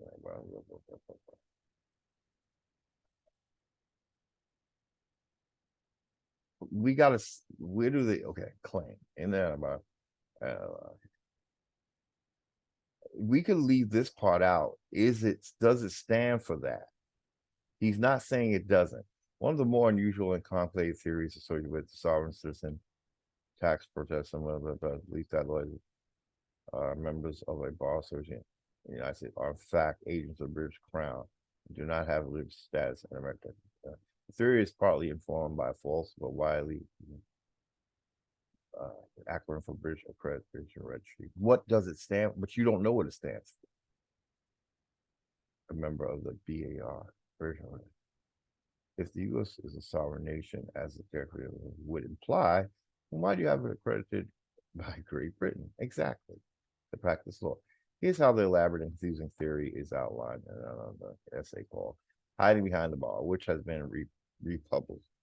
But we already checked this article. They're telling us they don't know what it means, right? So then, how are you going to argue to me that it doesn't mean this? Which has been republished and shared in tax brothers. Yeah.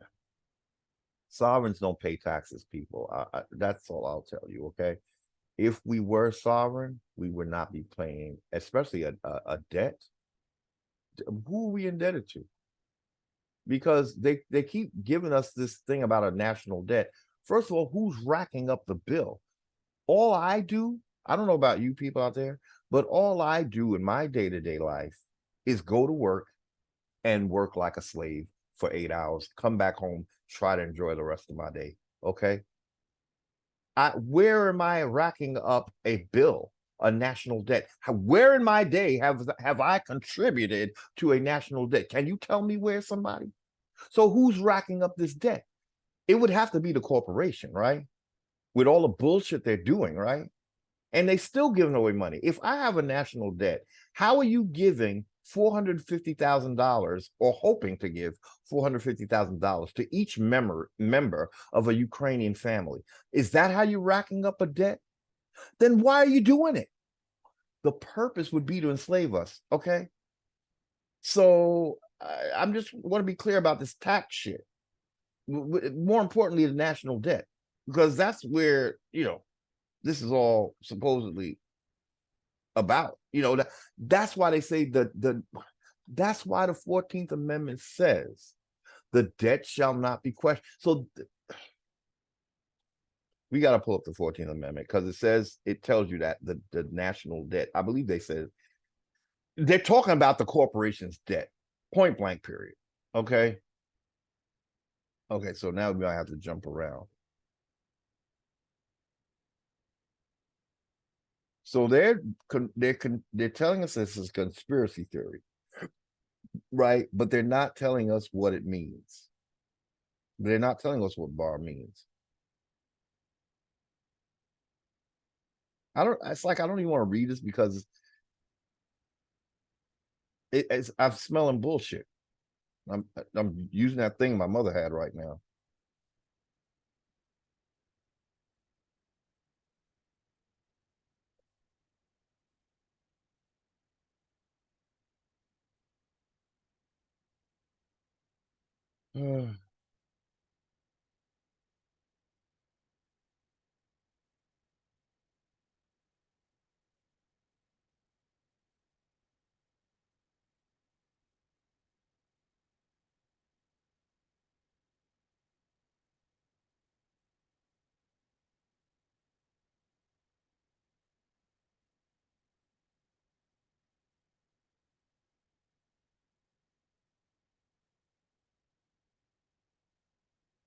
You know,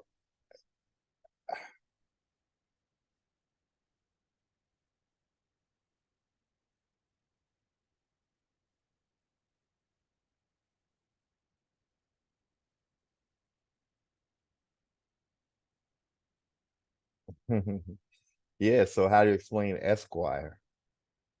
In feudal England, an esquire was a kind of property manager. Or so that is telling us that it's a British title. So why is it so far-fetched for bar to also be of a British origin? I haven't looked into it, but my thought is the whole notion of a corporation started with King James and the East Indian Corporation. So what made King James a genius to a certain extent was that he came at you not as a like a Christopher Columbus. He came at you with a corporation. That is what he had here in the Americas.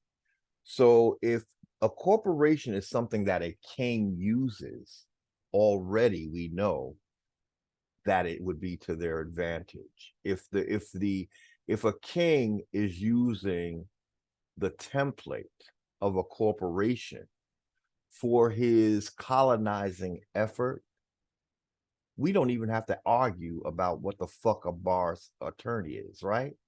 It begins with the corporation. And the fact that our government is a corporation, which means it's owned. A corporation can be bought and sold, right? That's the other thing about we don't want a country that can be bought and sold, right? Do we? Because we don't want to sell our country, right? But a corporation can be owned by anyone, and the principals will still get paid, is my understanding. When you sell a corporate, you get paid for it. And if you've got some kind of creator's rights, then you should get a kickback, right? If you created a corporation and you sell it, it's not just like being a corporation and selling your corporation. As a creator, you're going to get some kind of kickbacks. Usually, it's almost like when a writer writes a song and somebody else has used it, he gets paid for that. So the principal always gets benefits from this thing. So this article is so busy trying to focus on how what a conspiracy is, yet he's telling us, yes, attorneys are esquires. They don't give themselves the title. They can't give themselves. They work within law. How do you just give yourself a title without some kind of legal reason for doing it? In feudal England, an esquire was kind of property manager. Yes, it makes all the sense. So the lawyers are managing the property, the United States, of the British Empire. Hello. Esquires used to be responsible for attornment. See, and so attorney, attornment, which in feudal England, he's you is somebody listening to what this fool does? He hear himself? So all the terms associated with forget about bar. Look at all the other terms that tie them to England. Are we? I ask you, are we England Americans? So why do we have this wording? Does anybody have common sense out there? Because this man is lying in your face and then telling you,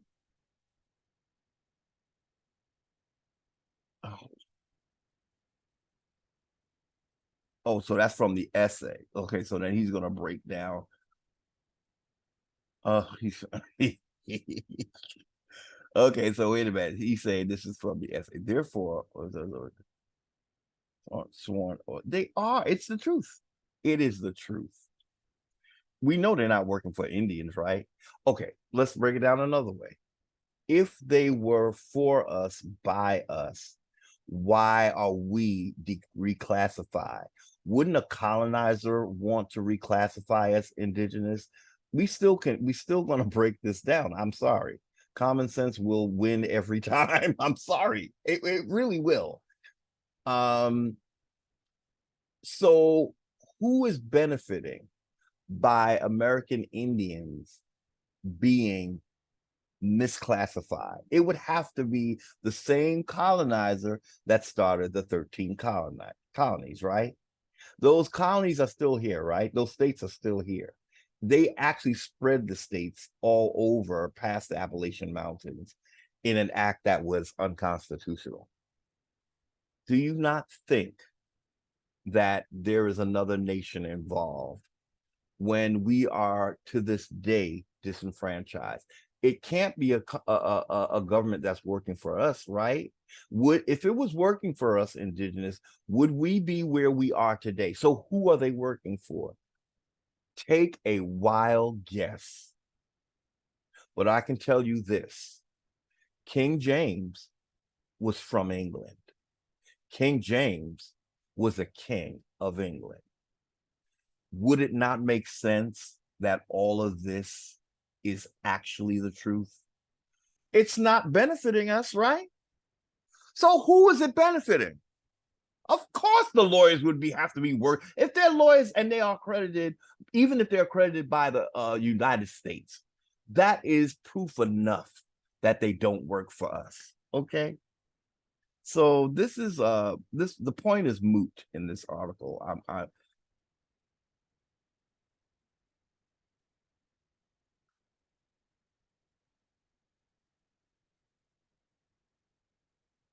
don't think he's giving us an answer. I don't think he's busy talking about what it's not. But I don't see him giving us an answer. It's not clear. Well, make it clear then. Okay. I don't see where he explained what this is, but let's go. The historical origins of the word Esquire did have to do with the transfer of property. It did. Oh, it did, between feudal landowners, but that was hundreds of time don't fucking matter, yo. What, are you kidding me? So you think it was hundreds of years ago? Because it was the British Empire goes back a few hundred years. Okay, at least to the 50. Yeah. Well, in this country, it's so that's a few hundred years, and shit is still going on, right? We're not running this country since that time and after. It's not the Indians running it. So the Indians were apparently they were influenced by a foreigner. But here's the thing: how you know that they're both working against us? It's because where we are, our sovereignty was stripped from us so that we could lay down as they raped us and our land. So you have to ask yourself, where is this all coming from? It has to be England. Okay, whether if they sold the corporation to China, whatever, it started with England. King James, in case you are confused, would be considered a Moor. Okay, King James was a Moor. By how they define Moors, he was a Moor. And in Lee Cummings' books, he's indicating that King James was also what he refers to as Hebrew Israelite. Okay, but the way I see Hebrews is that they are how do I say this? They would be the slaves of the Moors, is how I want to say, because we know that the Moors were only rocking, trying to be top dogs, right? We read that Abu Bakari, they said he came here with 2,000 ships, and half of them were slaves of every nation. Did Hebrews do that? Do we have a history of Hebrew Israelites having slaves and doing all of this with slaves? So my guess is that the Hebrews are just highly indoctrinated Hebrew Israelites. I'm only talking about indigenous, people who've been indoctrinated. They are indoctrinated slaves. Again, no, I can't say that. It's just a duality going on. Okay, that's all I can say. But 9 times out of 10, the ones who are seen as black Hebrews, quote unquote, they're the ones that are actually the slaves. That's all. I mean, isn't it obvious? You know, the Caucasian Hebrews were slaves, but that apparently was a short, you know, stint in. Whereas our slavery is the one that's like the premier slavery of the world, so that's a propaganda showing you that Hebrew Israelites are the premier slaves, because that is the narrative we're given about how they came to America as slaves. That was us, but they say we were from Africa. And so maybe that's why Hebrew Israelites think that we're the Hebrews, because the story is saying that it was us that came here and slaves, all of us. So that's why the Hebrew Israelites are so convinced that the American Indians are slaves from Africa or something to that, or whatever, slaves. Or that's why, the Hebrew Israelites are saying that we are in this predicament because we're being punished, right? So we're the punishable Hebrews. We're the ones that get the punishments. And okay, so he's admitting the historical origins of the word esquire did have to do with the transfer of property between feudal landlords, but that was hundreds of years. Baby, that doesn't matter. Stop it.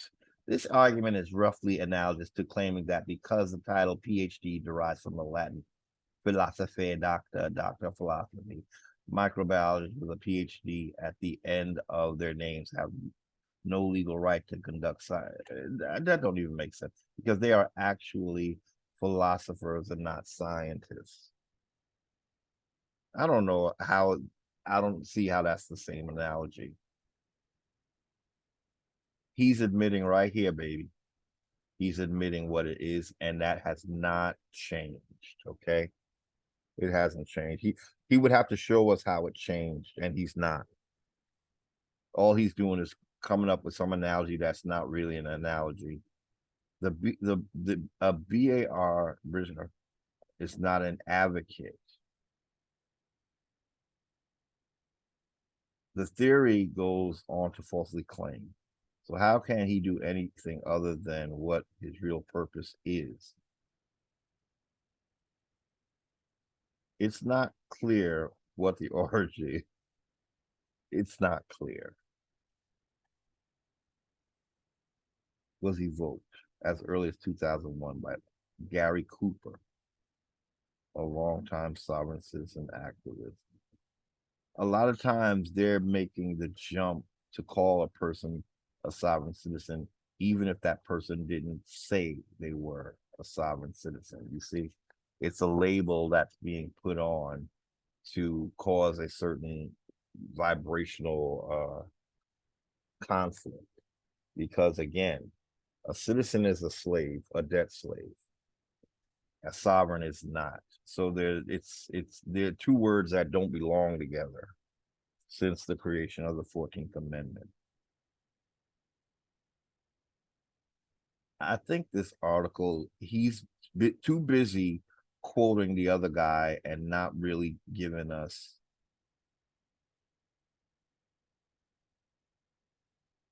They wouldn't want to mention it that much. It's not something they want to scream from the rooftops. But he already admitted he already admitted what an attorney. Well, let's see.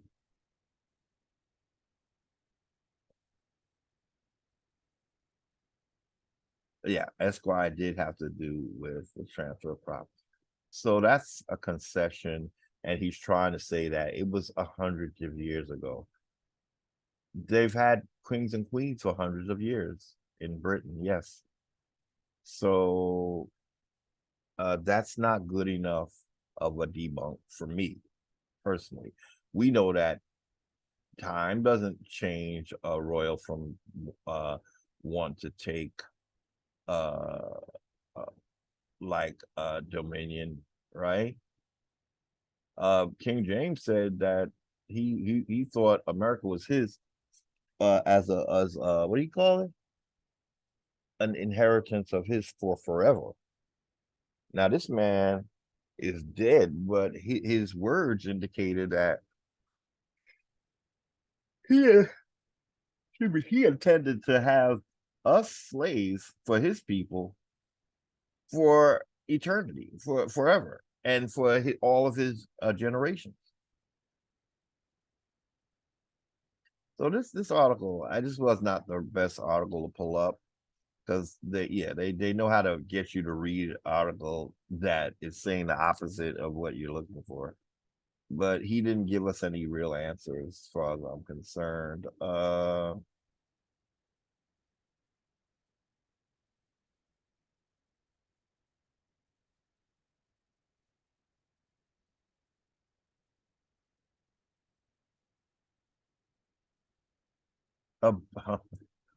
okay, okay, let's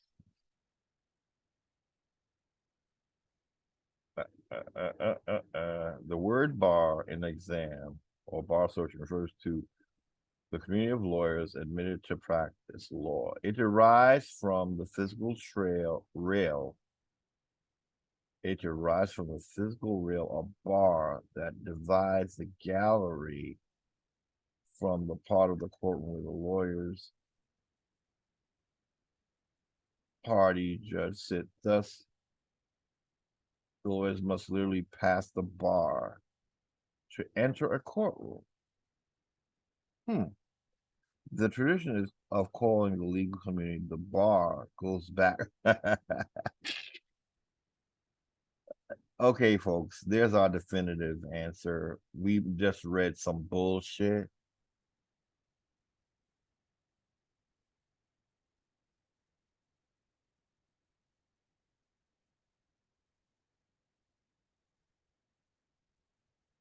Here it is, y'all. There's the answer. The ancestors are. Thank you. Okay, so there's your definitive answer. This is from someone who is an attorney. Okay, what we just read was a that was more like a scared agent that doth protest too much. Okay, but here you got it from the horse's mouth. This is what you see his name, right? I'm not taking any jabs, but I think he knows what the fuck he's talking about. He's a fucking lawyer. We don't know who that fucker was we just was reading, right? But we're gonna go and see what he was because I really want to debunk that motherfucker all the way. That's your definitive answer. It leads back. We know how the name game works, don't we? When you name it, you have authority over it. Okay. We didn't name it, right? The tradition of calling the legal community the bar goes back to British usage before America was founded by Britain. Because America was founded by us. But when he's talking about America's founding, of course, he's talking about colonization, right? The British word barrister for lawyers who appear in court derives from the same bar that divides British courtrooms. We just debunked the motherfucker with quickness. Them ancestors ain't playing with you today.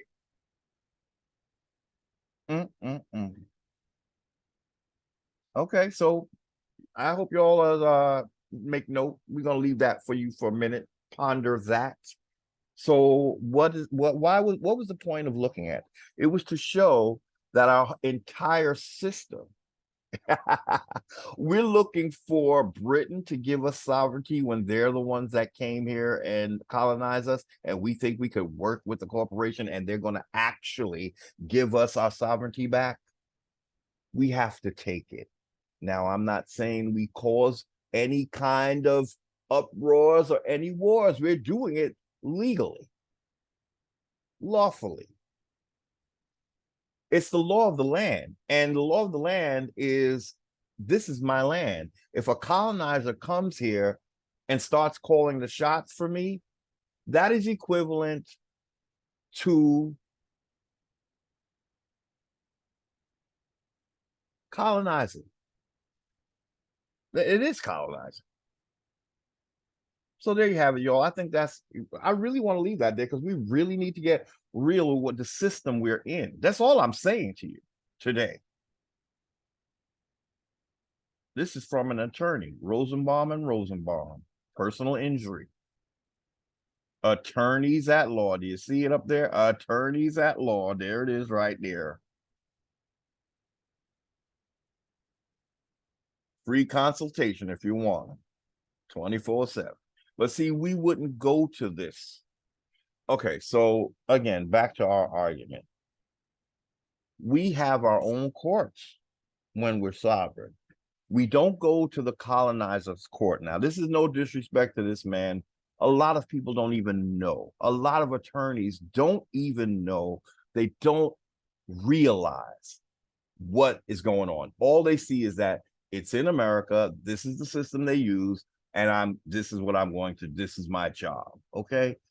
I think just like in any secret society or secretive kind of society, you only find out after you've sworn oaths, you la la la la, you thinking, well, I want to be the best in my career.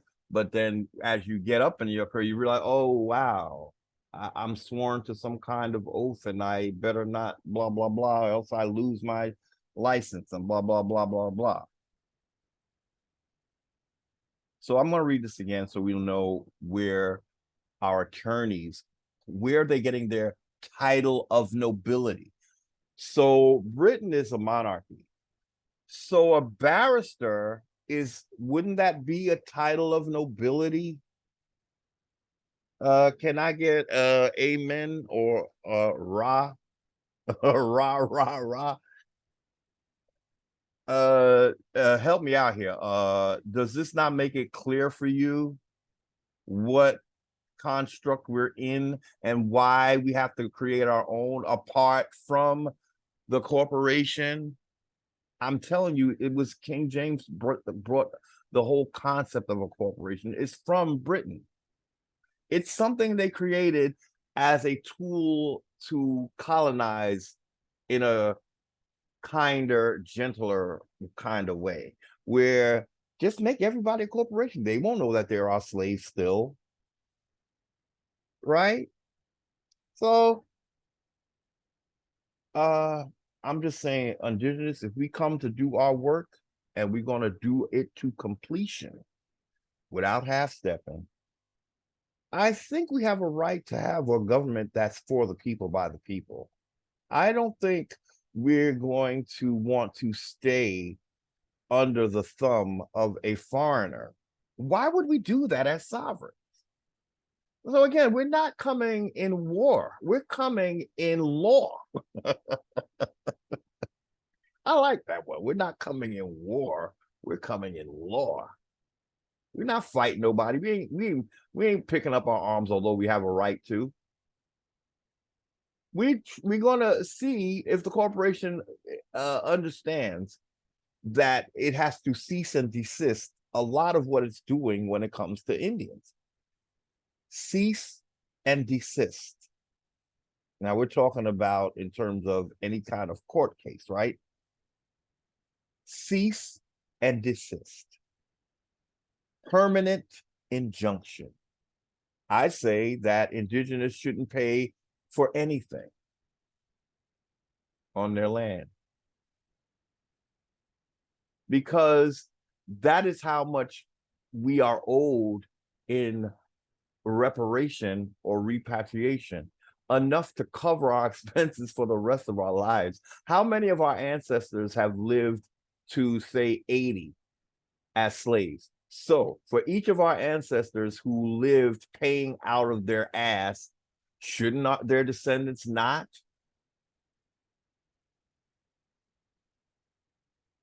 So is it within reason for the descendants of how many decades of slaves who as black, that's a lot of uh generations, right? So for for so the reparation would be that this generation and our current generations don't pay for anything. But then the penalty or the penalizing would be that no Indians for the rest of their lives pay for anything. We should have some kind of food credit for food that's produced on our land. If we only eat American food, how does a corporation that produces food, how do they pay back to the indigenous? They offer us free food. You're working on my land. It was taken from me. So as long as you're here, you have to pay me in some form of reparation. If it's your food industry, you give me food enough for my family. You know, every month I get enough food to live on. Utilities that we shouldn't have been paying that anyway with the fiat system. And the government knows exactly what we're talking about. We weren't supposed to be paying any debts with that. That wasn't supposed to be, that was really a no-brainer. But for Indians, it goes even more so. How do you repair everything you've taken from me? You give me everything that you have to give, but I don't pay for it.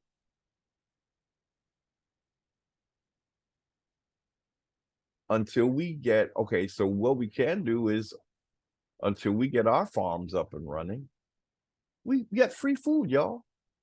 They do it at my job. They're giving free food. If my job can do it, I'm sure the corporation can do it.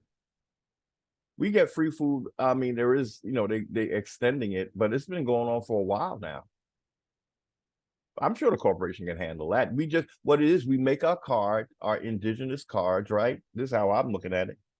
And it's our paperwork. So once we show that,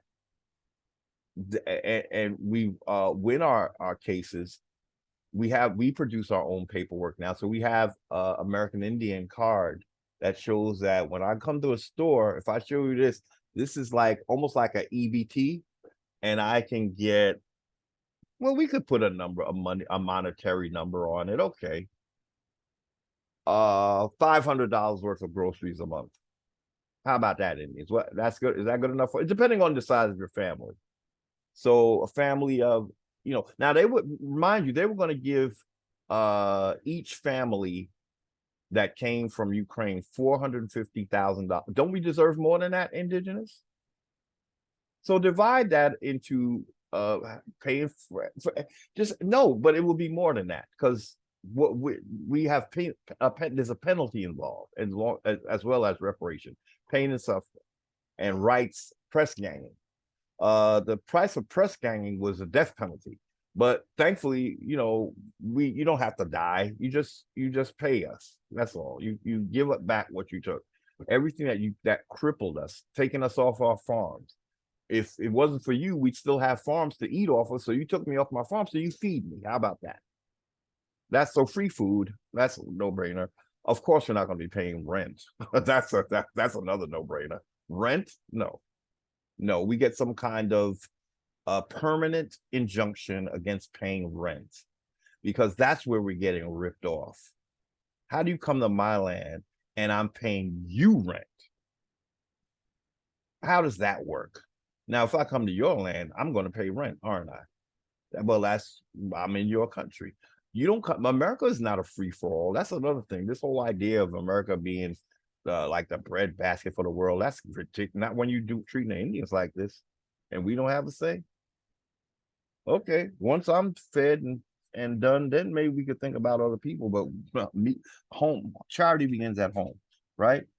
So okay, so let's move on.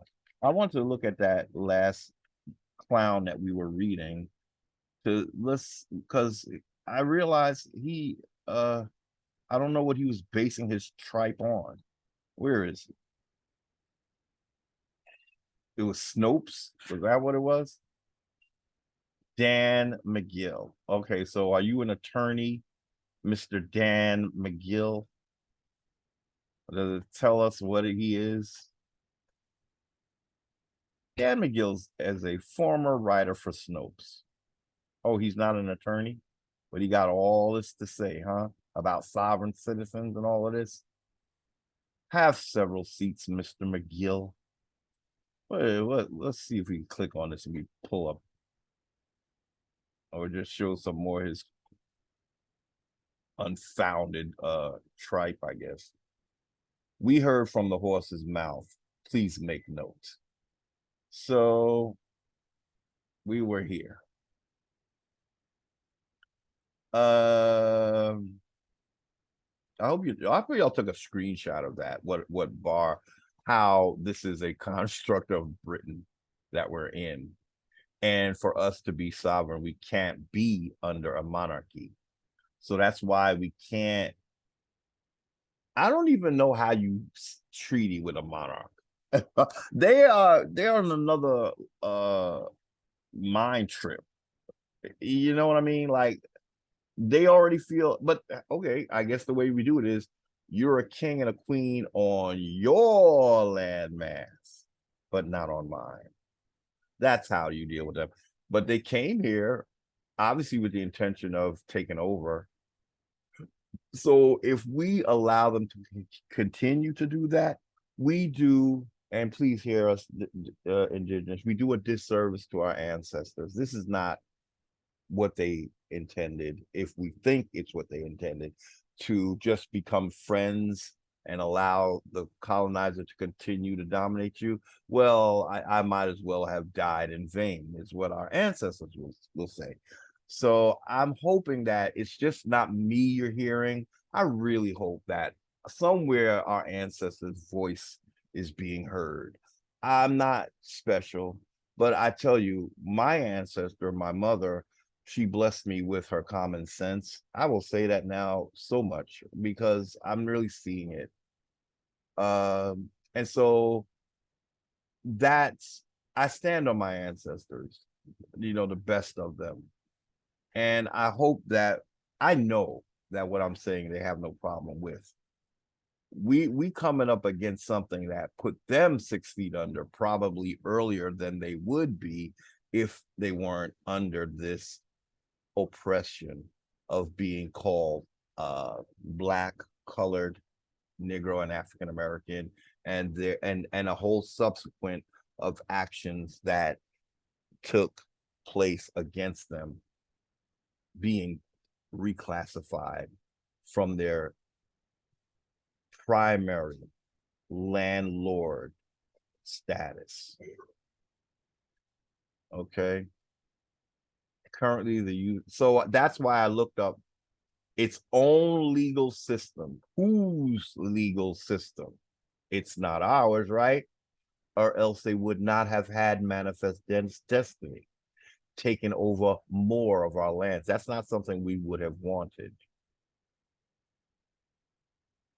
So yes, we highlighted that because we want to make sure that it's not our own legal system. Native American sovereignty and the Constitution. You dare to say that? Well, I'm going to show you how they parlayed this. They got it right the first time. Here's where we went wrong. So you can read that. The United States Constitution mentions Native American tribes 3 times. No, it doesn't. It talks about Indians. Get our words right. Look how they imposing Native Americans to take our place. Article 1, Section 2, Clause 3 states that representatives and direct taxes shall be portioned among the several states, excluding Indians. What did you see anything about Native American? See how they word spelling us all day, all night? According to Story's commentaries on the United States, on the U.S. Constitution, there were Indians also in several and probably in most of the states. Of course there were at that period. There still are. Stop lying to yourself. Who were not treated as citizens. Well, they weren't. We didn't want to be. You made us that. That was the rest. We read it at the top of this article. We're not treated as citizens. Look at this, y'all. and yet who did not form a part of independent. You were crushing us out. You were taking us our land. How are we gonna have tribes and you trying to take all my land with your manifest destiny? How? Who did not form a part of independent communities or tribes, exercising general sovereignty and powers of government within the boundaries of the state. Wait a minute. There were Indians also in several and probably in most of the states at that period who were not treated as citizens and yet who did not, that's what I want to make sure I read right, form a part of independent community. So what they're saying, we chose not to, y'all, basically. Okay, so they're trying to say that we was just there not doing nothing, and so we got swiped up into the states. Y'all are building these boundaries around us. So what do you think is going to happen? You thought we're going to just we disappear? Article 1, Section 8 of the Constitution states. So what let me see. Why is he saying this? He's trying to qualify why Indians are not taxed. But I think they're being truthful because we wasn't citizens. You see how being a citizen makes you taxed or taxable. So that's what he's saying. Excluding Indian not tax. He's trying to qualify it. The reason why we weren't taxed because we were not part of the system. They couldn't tax us. They had no jurisdiction. That's what we want to go back to. That's what we never left. It kind of was imposed on us with their social security card, birth certificate, state ID, all that bullshit, Okay. Article 1, Section 8 of the Constitution states that Congress shall have the power to regulate commerce with foreign nations and among several states, and with the Indian tribes, determining that Indian tribes were separate. That's what we want to be from the federal government. That's exactly what we want to be. The states, we were separate from the states. I'm liking this. And foreign nations. That I like. Article 1, Section 8 of the Constitution says that Congress shall have the power to regulate commerce with foreign nations.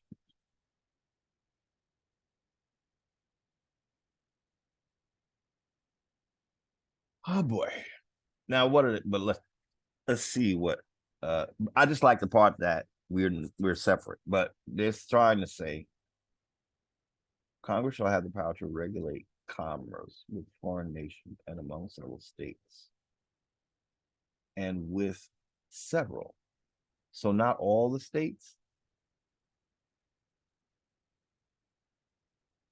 Several. And with the Indian tribes. So they're saying determining that okay, yeah, so we're separate, right, from federal government, the states, and foreign nations. Okay, so that part I like, but I'm still, to be honest with you, people, I think I'm developing a problem with even them regulating commerce. Why? Because they've done too much. It's like our argument in a court might be, that there's too much bad faith between us with how we've been treated. So enough that we shouldn't have them regulate our commerce. I know that's really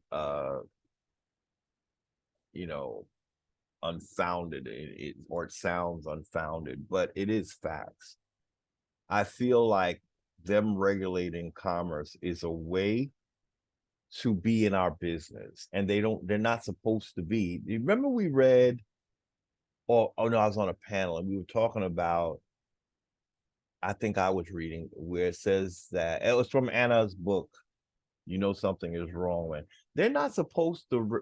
When you are sovereign, they can't bother with whatever business you're running. You know, so if I'm running a business that involves, it's going to involve commerce, right? Some kind of trade. As long as I'm not uh committing a crime outright. And but even if I'm committing a crime, it's our courts they have no jurisdiction. Okay. So I don't know why we would give them jurisdiction of our commerce. That's one of the most important things in to thrive as a nation is how you are trading to get things you need without a sovereign looking over your shoulder. So that's something we got to think about, I think, because I really think that it has to be a complete break. It's been a bad relationship. At this point, yes, you were hired to do our commerce and protect our commerce on the high seas. Maybe in that way you can be of use. Maybe that's the only way, or on the high seas. But within between other states, I don't know. I don't know. I think we have to have Indians in every state, and we do business with other Indians. And if we have products that citizens want to, well, see, that's just it. Ultimately, I don't think there's going to be any citizens. Who's going to want to stay a slave? So that's in the future, though. Maybe going too far. But I'm saying we're going to have Indians in every state. We're going to want to do trade with each other without any government monitor. That's what I think. Thank you, ancestors. Thank you. Especially when it comes to trade between other Indians, we don't want the government regulating that. They don't interfere with us. We are on our land doing what we need to do with each other, with other Indians. Okay.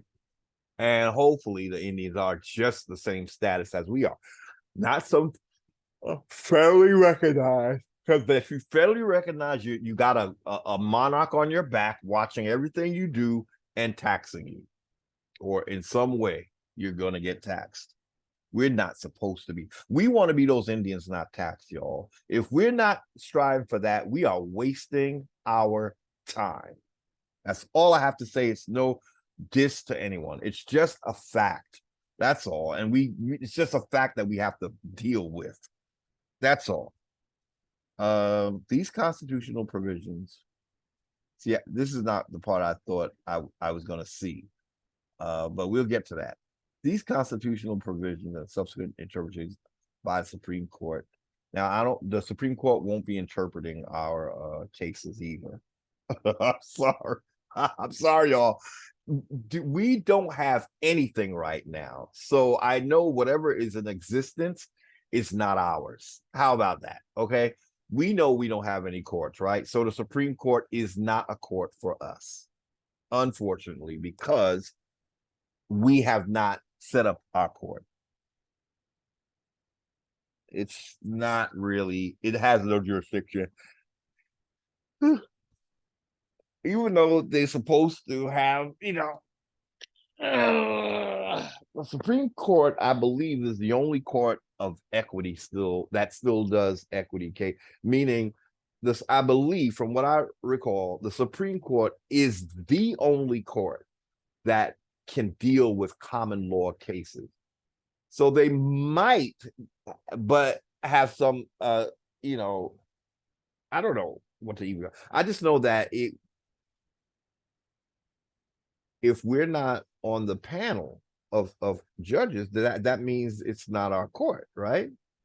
So even though they deal with common law cases as well as commercial, because every other case and every other court is pretty much in the commerce field. It's commercial law. They don't deal with the Constitution in pretty much all the other courts. I do believe that the trustworthy source said that a trustworthy source told me that Supreme Court, it might have been Anna or something I read, she said, Supreme Court does hear common law cases, but the regular courts, they only deal with basically commerce. It's commercial law, contract, you know. Okay. These constitutional provisions and subsequent interpretations by the Supreme Court are today often summarized in three principles of U.S. Indian law. Oh boy. Well, I think we established that they can't speak for us, but let's read what they have to say. Territorial sovereignty. First of all, territory. That's in the jurisdiction of the crown. The crown has territory. Okay, so that word is a red flag for me because it's pointing to a territorial constitution when we have a land soil 1787 continental constitution. So territorial don't got nothing to do with us. That is the jurisdiction of the monarchy. And they have a territorial constitution for their territories because they in other words, those parts of the United States that are outside of the 50 states are territories that the crown took. Okay, so those are her territories. Okay, there's states and then there's territories. Okay, tribal authority on Indian land is organic.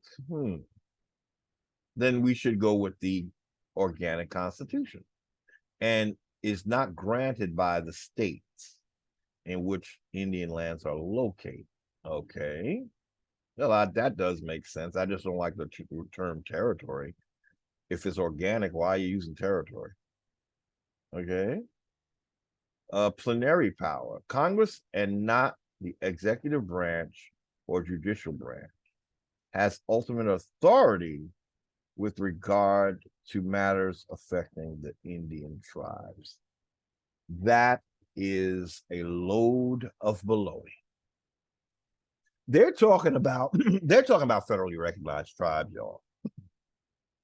Federally recognized tribes are not sovereign. We will have absolutely nothing to do with the federal system as a true sovereign. Does Russia come and have the executive branch or the judicial branch have authority over them? Why? Because they're a real nation. That is what Indians have to be. See, we can't have the corporation trying to son us. We're not your child. You don't have that authority. We're a separate nation. You are on our territory, as a matter of fact, and we have more power than you. So stop it with this. First of all, we're not going to elect people into that corporation, right? Because they don't represent us. They are working for a British basically entity. We just saw that, right? If that didn't make it clear for you, I don't know what will. Federal courts give greater deference to Congress on Indian matters than on other subjects. Deference? What does deference mean? Greater deference? Deference. I don't know what the hell that means. Deference. D-E-F-E-R. Deference. Deference. Deference. Deference. Definition. Okay. Humble submission and respect.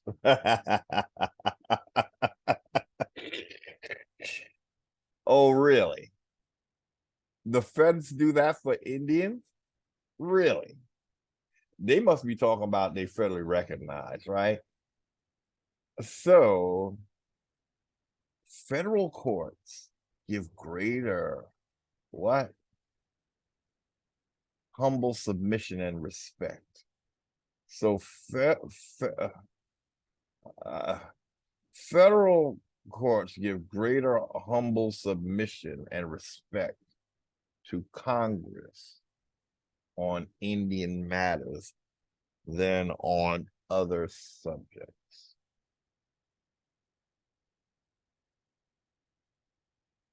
Also, they're giving it to Congress, not to Indians.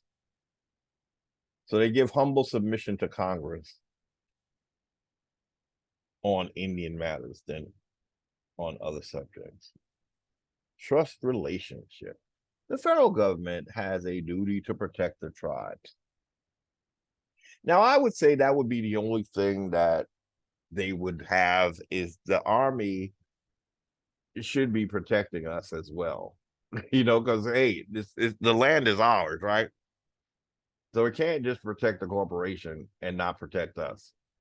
So I would say that the only thing we could really use until we have our own and maybe they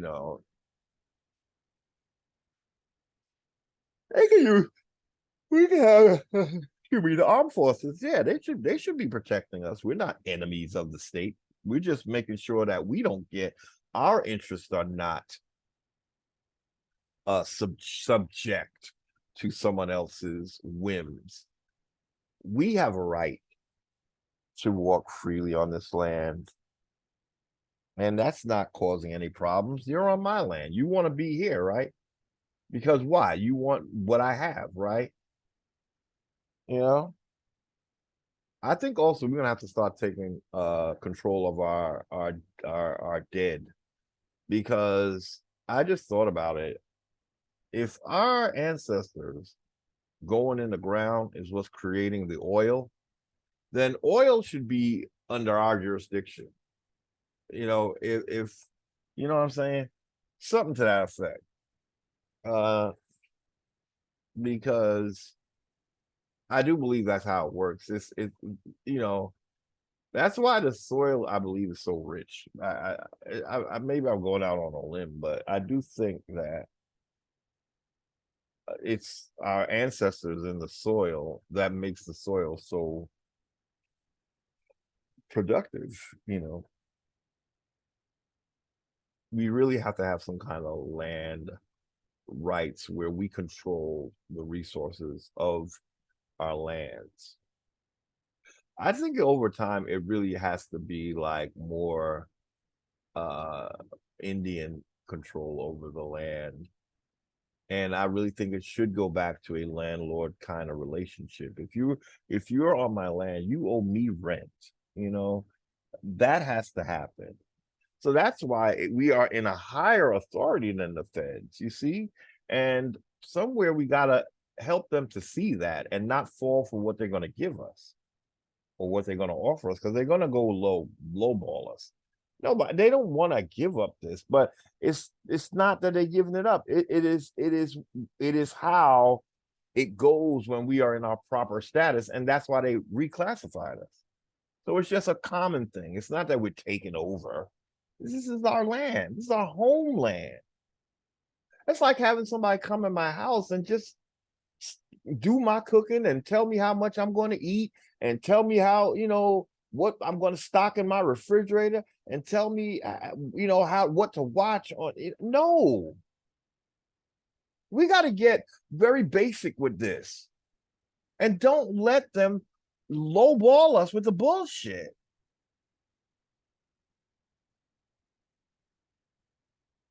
Trust relationship. How the hell are we going to trust you? You reclassify. You broke that trust. So it is broken. Okay. It is broken. That's why we really don't want you do not interfere in our business. You really don't. The crimes are committed to us or against us are much worse than anything we could do to ourselves or to other people. It's just not that type of party.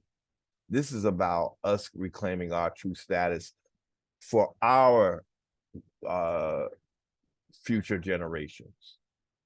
Like you look out for your future. The whole reason why the foreigner is here is to have wealth for their future generations. Do you think we don't deserve that wealth for our generations? The Bible even said, when you have the dominion, you will break the yoke of slavery off your neck. We need to take that dominion, which is our sovereignty. Early history, the Marshall Trilogy. The Marshall Trilogy is a set of 3 Supreme Court decisions in the early 19th century affirming the legal and political standing of Indian nations. John versus McIntosh, 1823, holding that private citizens could not purchase lands from Native Americans. They really want to intertwine us with Native Americans, don't they? Because they got rid of the Indians, right? They created Native, and if they create it, they own it. Holding that private citizens could not purchase land. So that means we can't sell our land, is what they're saying. Well, if they're going by us, if they're trying to call us Native American, so we can't profit off our land. The government wants to do that for us, right? See, that has to stop. That's what I'm hearing from this. They don't want. They're telling their people, which their people, once they get, well, that's what Anna's taking care of. Anna Wrightsinger. She's saying that even the foreigner's not supposed to be citizens, and she's right. There are free persons and Indians in the original Constitution. So none of us are supposed to be being taken for a ride by this corporation. Okay, Cherokee Nation versus Georgia, holding in 1831, holding the Cherokee Nation dependent, like that of a ward to its guardian. So the Cherokees are a dependent. We want what the wording of the Declaration of Independence says, okay? Dependent. Y'all got to see what this is, some bullshit, okay? I'm just, all those things that my mother gave me is all turning into red flags. A little common sense alleys, whatever you want to call them. It's like all waving, red flag, red flag, red flag, red run, red run, red run, red run. Cherokee Nation. That's something, again, a creation of the government, right? So they're taking dominion over the Cherokee Nation, right? Holding the Cherokee Nation dependent. We don't want to be dependent. When we had our farms, do you think we were dependent? We were, until they took over commerce. They used their commerce privileges, because it's privileges we gave them, and they made sure that we were not able to do business. That's how we lost our, partly why we lost our farm. They had our children talking about they are emancipated from our farms, and so they knew that they were killing our income, or our livelihood, I should say, not income. Men and women make wages. Corporations have income. Worcester versus Georgia, 1832, which laid out the relationship between tribes and the state and federal government, stating that the federal government was the sole authority to deal with Indian nations. That is the last thing we want, y'all. Anna Wrightsinger. The whole thing with what she is teaching the state nationals is that it was the state level that had more authority than the federal. In the proper way that this was supposed to happen. Now, the federal has made itself this great and mighty thing, but that is the queen's, basically her jurisdiction. The states, the organic states, were not subject to the federal government. The federal government was subject to the states. I forgot where we read it, but I read where each state had more sovereignty than the federal government. So if we're reading that the federal government has sole authority to deal with it, we don't want that at all. They're trying to make us like one of their territories, like Guam or Puerto Rico, one of the territories that they acquired. That's what they're trying to do with us when they call us that they are the authority, not the states. Well, the federal government has the least uh dominion over, and so if they haven't taken dominion over us, we are in an inferior position. Okay, if anything, if anyone were to be an authority over us, we'd want it to be the states, state level, but not the state of states. State of Georgia, state of New York, state of New Jersey, those are the franchises of the federal government. New York State is for sovereign men and women of the land. That's the land soil version of the state. When you have New York before the word state, that means that's a throwback to the Constitution and the land soil jurisdiction, which is what the Continental Constitution or the 1787 Constitution, that's who it was for. Once the corporation created that territorial constitution, they began to create states from that constitution. But we had states already with the 1787 that would have been organic states that had more sovereignty than the federal government did, and the people had more sovereignty than the state did. That's what I recall reading. And that's what I believe you'll find that in Anna Reitzinger's book as well. You know something is wrong when. I think that's where I read it. So we don't want this, okay? No, we don't want the feds that's direct control of the corporation, direct jurisdiction of Britain. Whereas the states were not originally. Okay, again, there's a new version of the state that is just a franchise of the feds, and that's called State of New York, state of this, state of that, state of. We call it state of state. That's not the organic state. That's the corporate franchise masquerading as the organic states. And that franchise has agents of the crown working in it, not the people of that state, but agents of the crown. And so, in other words, we don't have a say. We just being run by agents of the crown, and that is their construct. So they fill it up. We would have to start our state assemblies, which is what Anna Reitzinger has done. Each state of state nationals has an assembly, and they meet and discuss how they separate from the federal version of the state. Okay. We don't want that. That's a red flag. We don't want sole authority. Nope.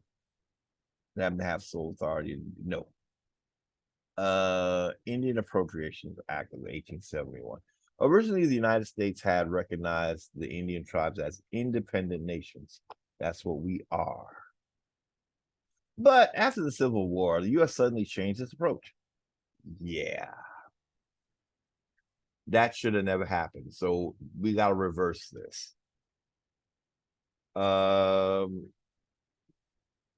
Yeah, and the Civil War had to do with,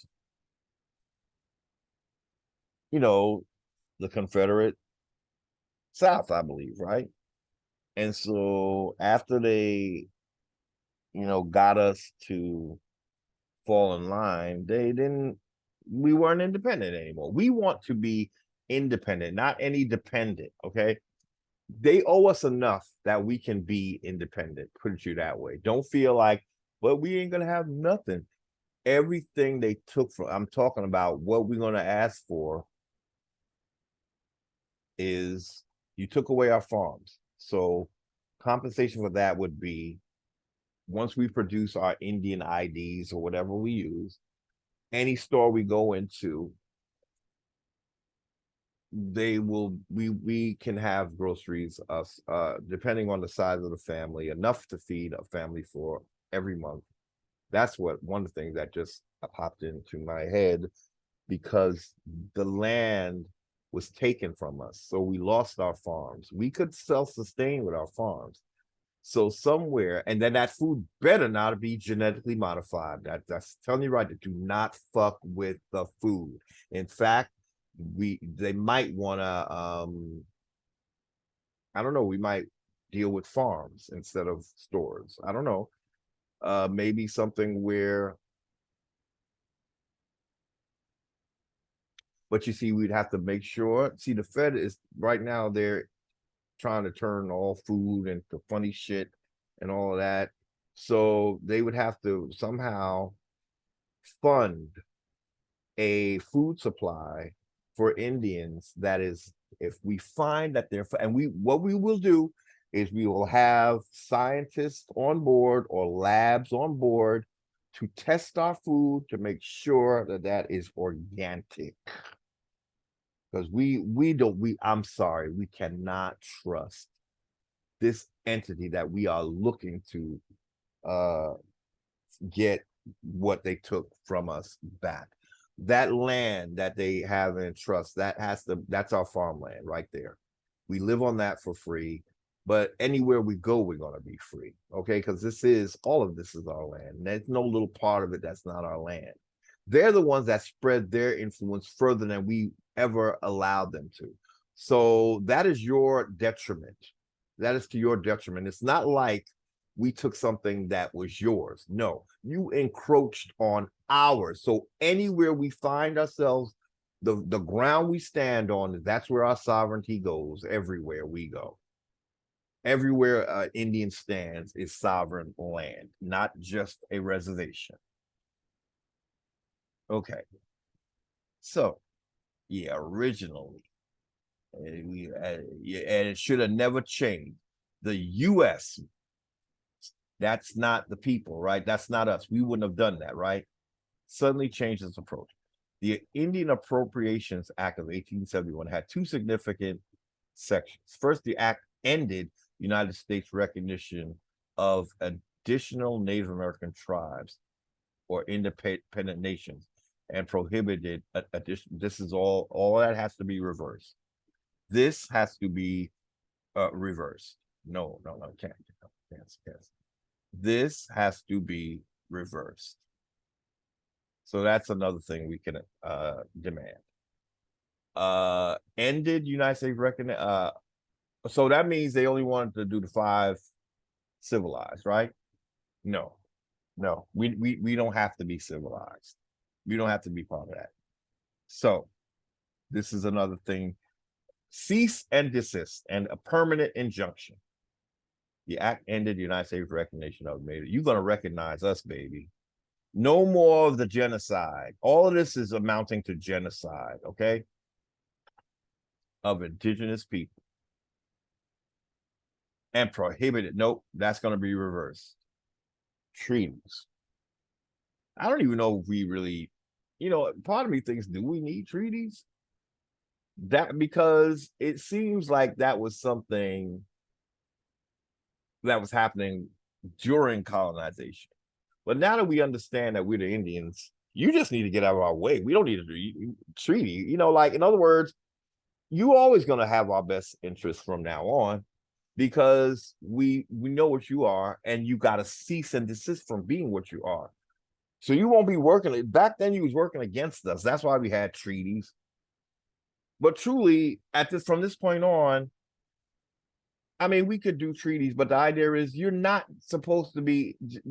Although we are a separate nation, this is one landmass. So you're not going to be doing any acts of genocide or war against us, even though we still don't know really that we can fully trust you, unfortunately. But that's all you're doing. You would have to really show up in a whole new way, corporation. And I just don't know if that's what the Crown is interested in. I really don't think they're interested in that. I think they're just waiting for opportunities to reclaim everything as theirs, and that's the problem with dealing with a monarchy. Can you ever trust that they will just lay down? As long as they're kings and queens, they're not going to want to give that up, right? They don't believe that you're well, we have to show them that maybe that's part of it. We have to show them that we're nobility as well. You know, that the crown, their throne came from our land. Do we have to do that? And as a means to show them, no, you got your monarchiness from us, the United from America, I should say. That's where Tom Mary. That's why they had to take Tom Mary up on out of here, because they want to say that they got it from Africa, that they got their authority from Africa. No, you didn't. Africa is not the first nation, not the first civilization. The crown on their heads was based on a throne in America, but that's for people who are ready to own Tom Mary. And unfortunately, I feel like so many still are not. Well, it's to your detriment. That's the only way you're going to deal with these Moors and these nobility. You have to show them that, and you have to look to show them. That's why you can't ignore Tom Mary. The throne came from here and spread to over there. That's why Tom Mary is important. We could take authority over the monarchy with that, and it's a fact. They'd say it. That's what happened with Egypt, but they want you to believe that Egypt was in Africa. That's how they steal your crown. And we wore a white crown, not the red fez. That's another thing I'm starting to realize. The reason why the story has Osar being killed, because they were trying to kill the white crown and the person that wore it.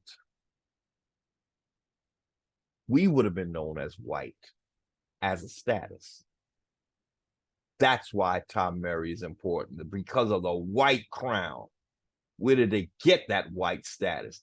Came from our ancestors. If you own Tom Mary. But if you don't, then you're just some random Negro running around and rain dancing and peace piping, okay? That's what you think our ancestors were? All right. All right. Okay, whatever. Until you know better. This is required or no longer interact with retreat. That don't even sound right. They acting like it was not necessary. What you mean it's not necessary? Why are you cutting off so many tribes and only want to deal with the ones you created? That's very self-serving. If you created, it's yours, right? The Cherokee Nation and all of that. And only the 5 civilized and the Dawes Roll, all that. We got to cease and desist that kind of what makes an American Indian. Though that's not what does it. Bloodline does it. This country had the nerve to say that blood quantum doesn't matter. In what world? What do you think that? How do you think them royals are sitting on that throne? They go on. It's a bloodline, but we can't use our bloodline to claim our because you're stealing our bloodline. Blood quantum does not factor on what planet? Because that's the planet you need to be on. With that bullshit. Since when does blood not matter when they talk about a 1-drop rule? Blood quantum don't matter. They just change the rules whatever to suit them. That's what you deal with when you're dealing with a monarchy and nobility and the Moors. Blood quantum don't matter. Yeah, it don't matter because you don't got it. You don't have the blood quantum to make you royal. We do. Apparently, if you saying it don't matter, you out your mind. How does it not matter? What court of law would say the blood and then when you look at it, then it kind of tells you why the DNA test is bullshit. They ain't trying to go by what your DNA and your blood and all that mess. It's about contracts, baby.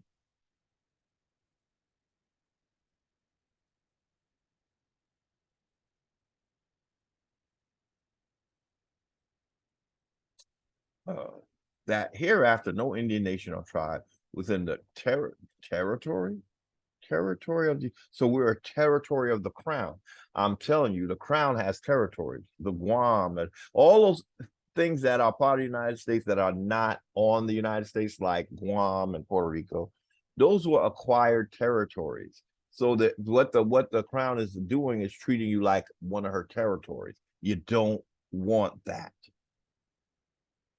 First of all, we're on the freaking mainland of America, so we're not a territory, technically, like Guam or Puerto Rico. Shall be acknowledged or recognized. No Indian nation or how? Why? That's, you're disenfranchising us. So cease and desist on this notion that no Indian nation or tribe shall be acknowledged. Well, you want to start to acknowledging, boo-boo? Yes, the fuck you are. Or recognized as an independent nation. Why? Why?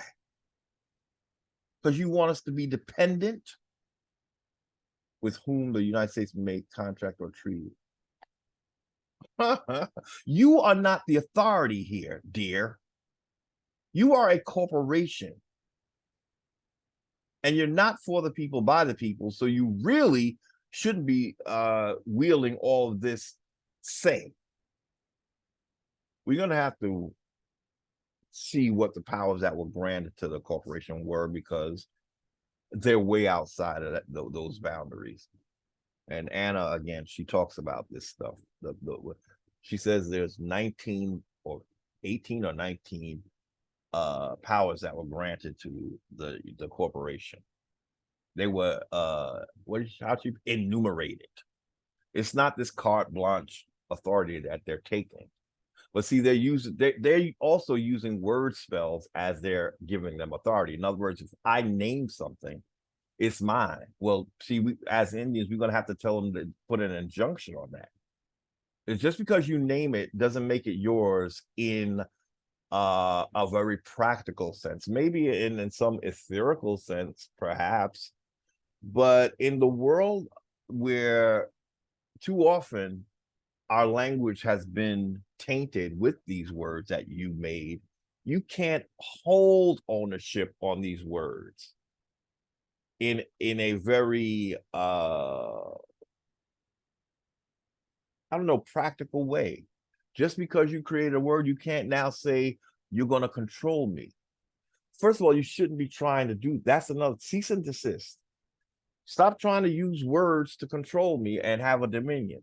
That's why Indians, we do need to make our own language. And I think we need to name ourselves.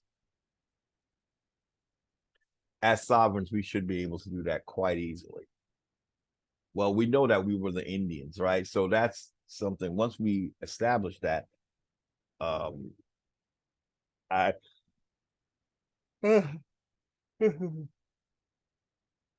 I don't know that we have to be stuck with that term.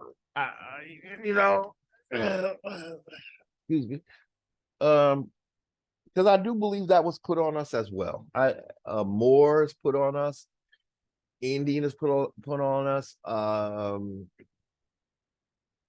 and then it's shared with Indians in India.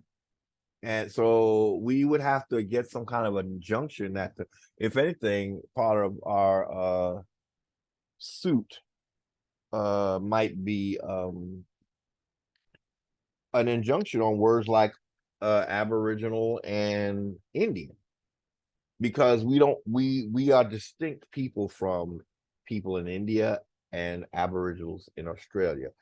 So either that, or we can just change those words slightly to make them ours.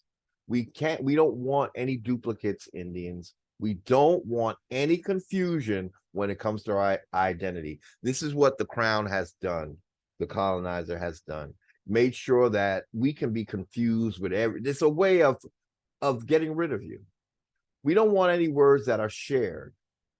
So as Indians in America, we could do the American Indian just for the sake of a lawsuit, but maybe part of our might be that we from henceforth we're going to be known as, and then we name ourselves. Okay. So we can do that. We can do that. We might have to start off tribal because not all of our indigenous are going to agree on a name for us, you know. So what the bottom line is just name yourself, whatever tribe you are. First of all, understand that we are Indians and we are related as brethren. We're not Moors. The Moors can connect with their brethren in North Africa if they like, but we're not them.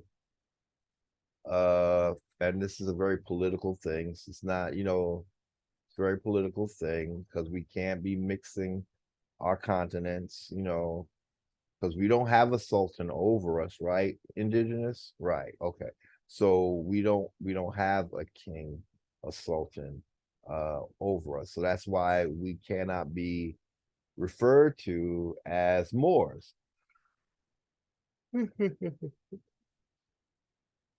Okay, so man, we only at the top of this document, 3 of 27 pages. I don't know if I feel like doing this whole thing today. So maybe this could be a start. I know our videos are very long and you know some of them are just you know off the chain or whatever. Um Further that nothing herein contained shall be construed to invalidate or impair the obligation of any treaty heretofore lawfully made or ratified. So I think what they're saying is they only going to recognize those treaties they made with the Indians that they created, the Native Americans. They're only going to recognize those treaties. That's what they're saying. Well, that's again, that's very self-serving because those people were created by you and you could do anything you want with them. And it looks like you're dealing with the real Indians, and you're not. You're avoiding us like the plague because when we step to the plate, you know that we're going to want our sovereignty completely, not this half-ass shit you dishing out to federally recognized tribes. Okay. Empowerment of tribal courts. Okay. United States Indian Police. Oh Lord, I haven't heard of them before. But if they're United States, then already we have a problem. They should be just Indian Police, not United States. When we say United States, we're talking about a corporation. Now, if we said New York State Indian Police, that's not a corporation.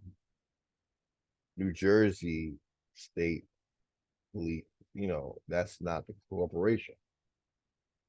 But state of New York or United States, excuse me, Indian Police, that's in the authority of the they're under the authority of the corporation. So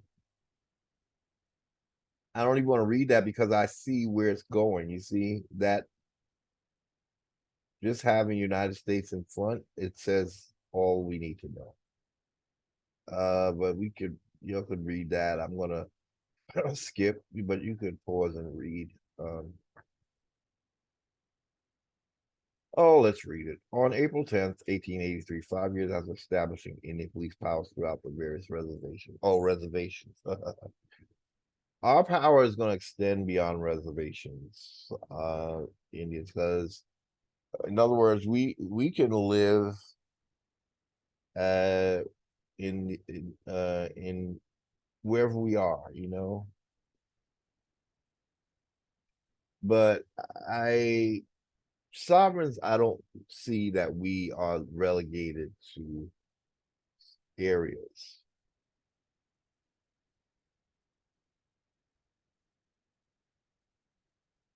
Anyway, y'all, we might have to take a break because I am been at this and I feel like I'm uh maybe a little fatigued at the moment. Um, so let's just quickly, yeah, we none of this we want. The Congress has a plenary power. Native American. See how they're very swift with the words.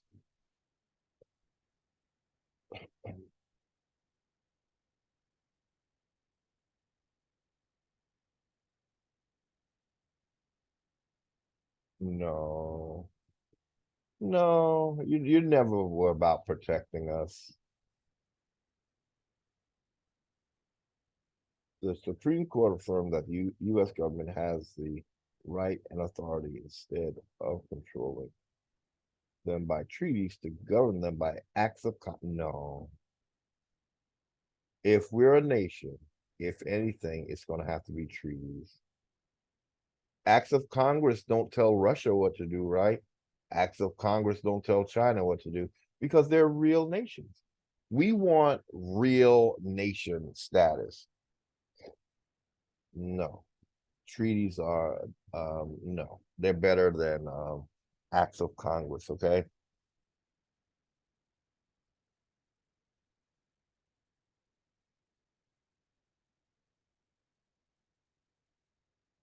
Uh, the Indians owe no allegiance to a state within which their reservation may be established, and the state gives them no protection.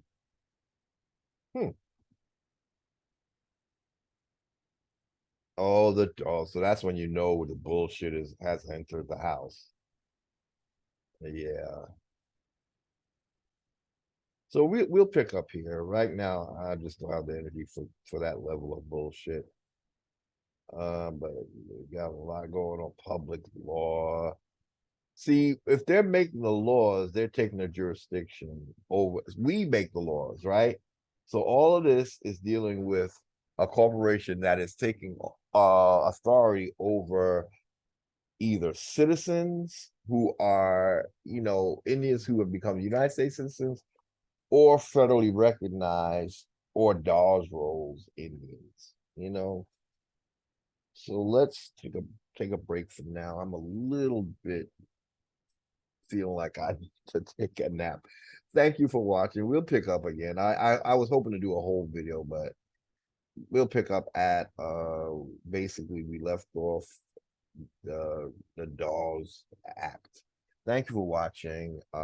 Peace, blessings, joy, wealth, health, your land back, your identity back, your sovereignty back, and all the good things.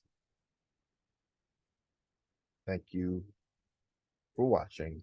And we will pick up on this probably, if not tonight, tomorrow, I think. It is Saturday, March 11th. Oh, my auntie's birthday. Happy birthday, Auntie Nita. Happy birthday, Auntie Nita. Happy birthday. I think Uncle Audley, I think they had the same birthday. Wow. All righty. Thank you again.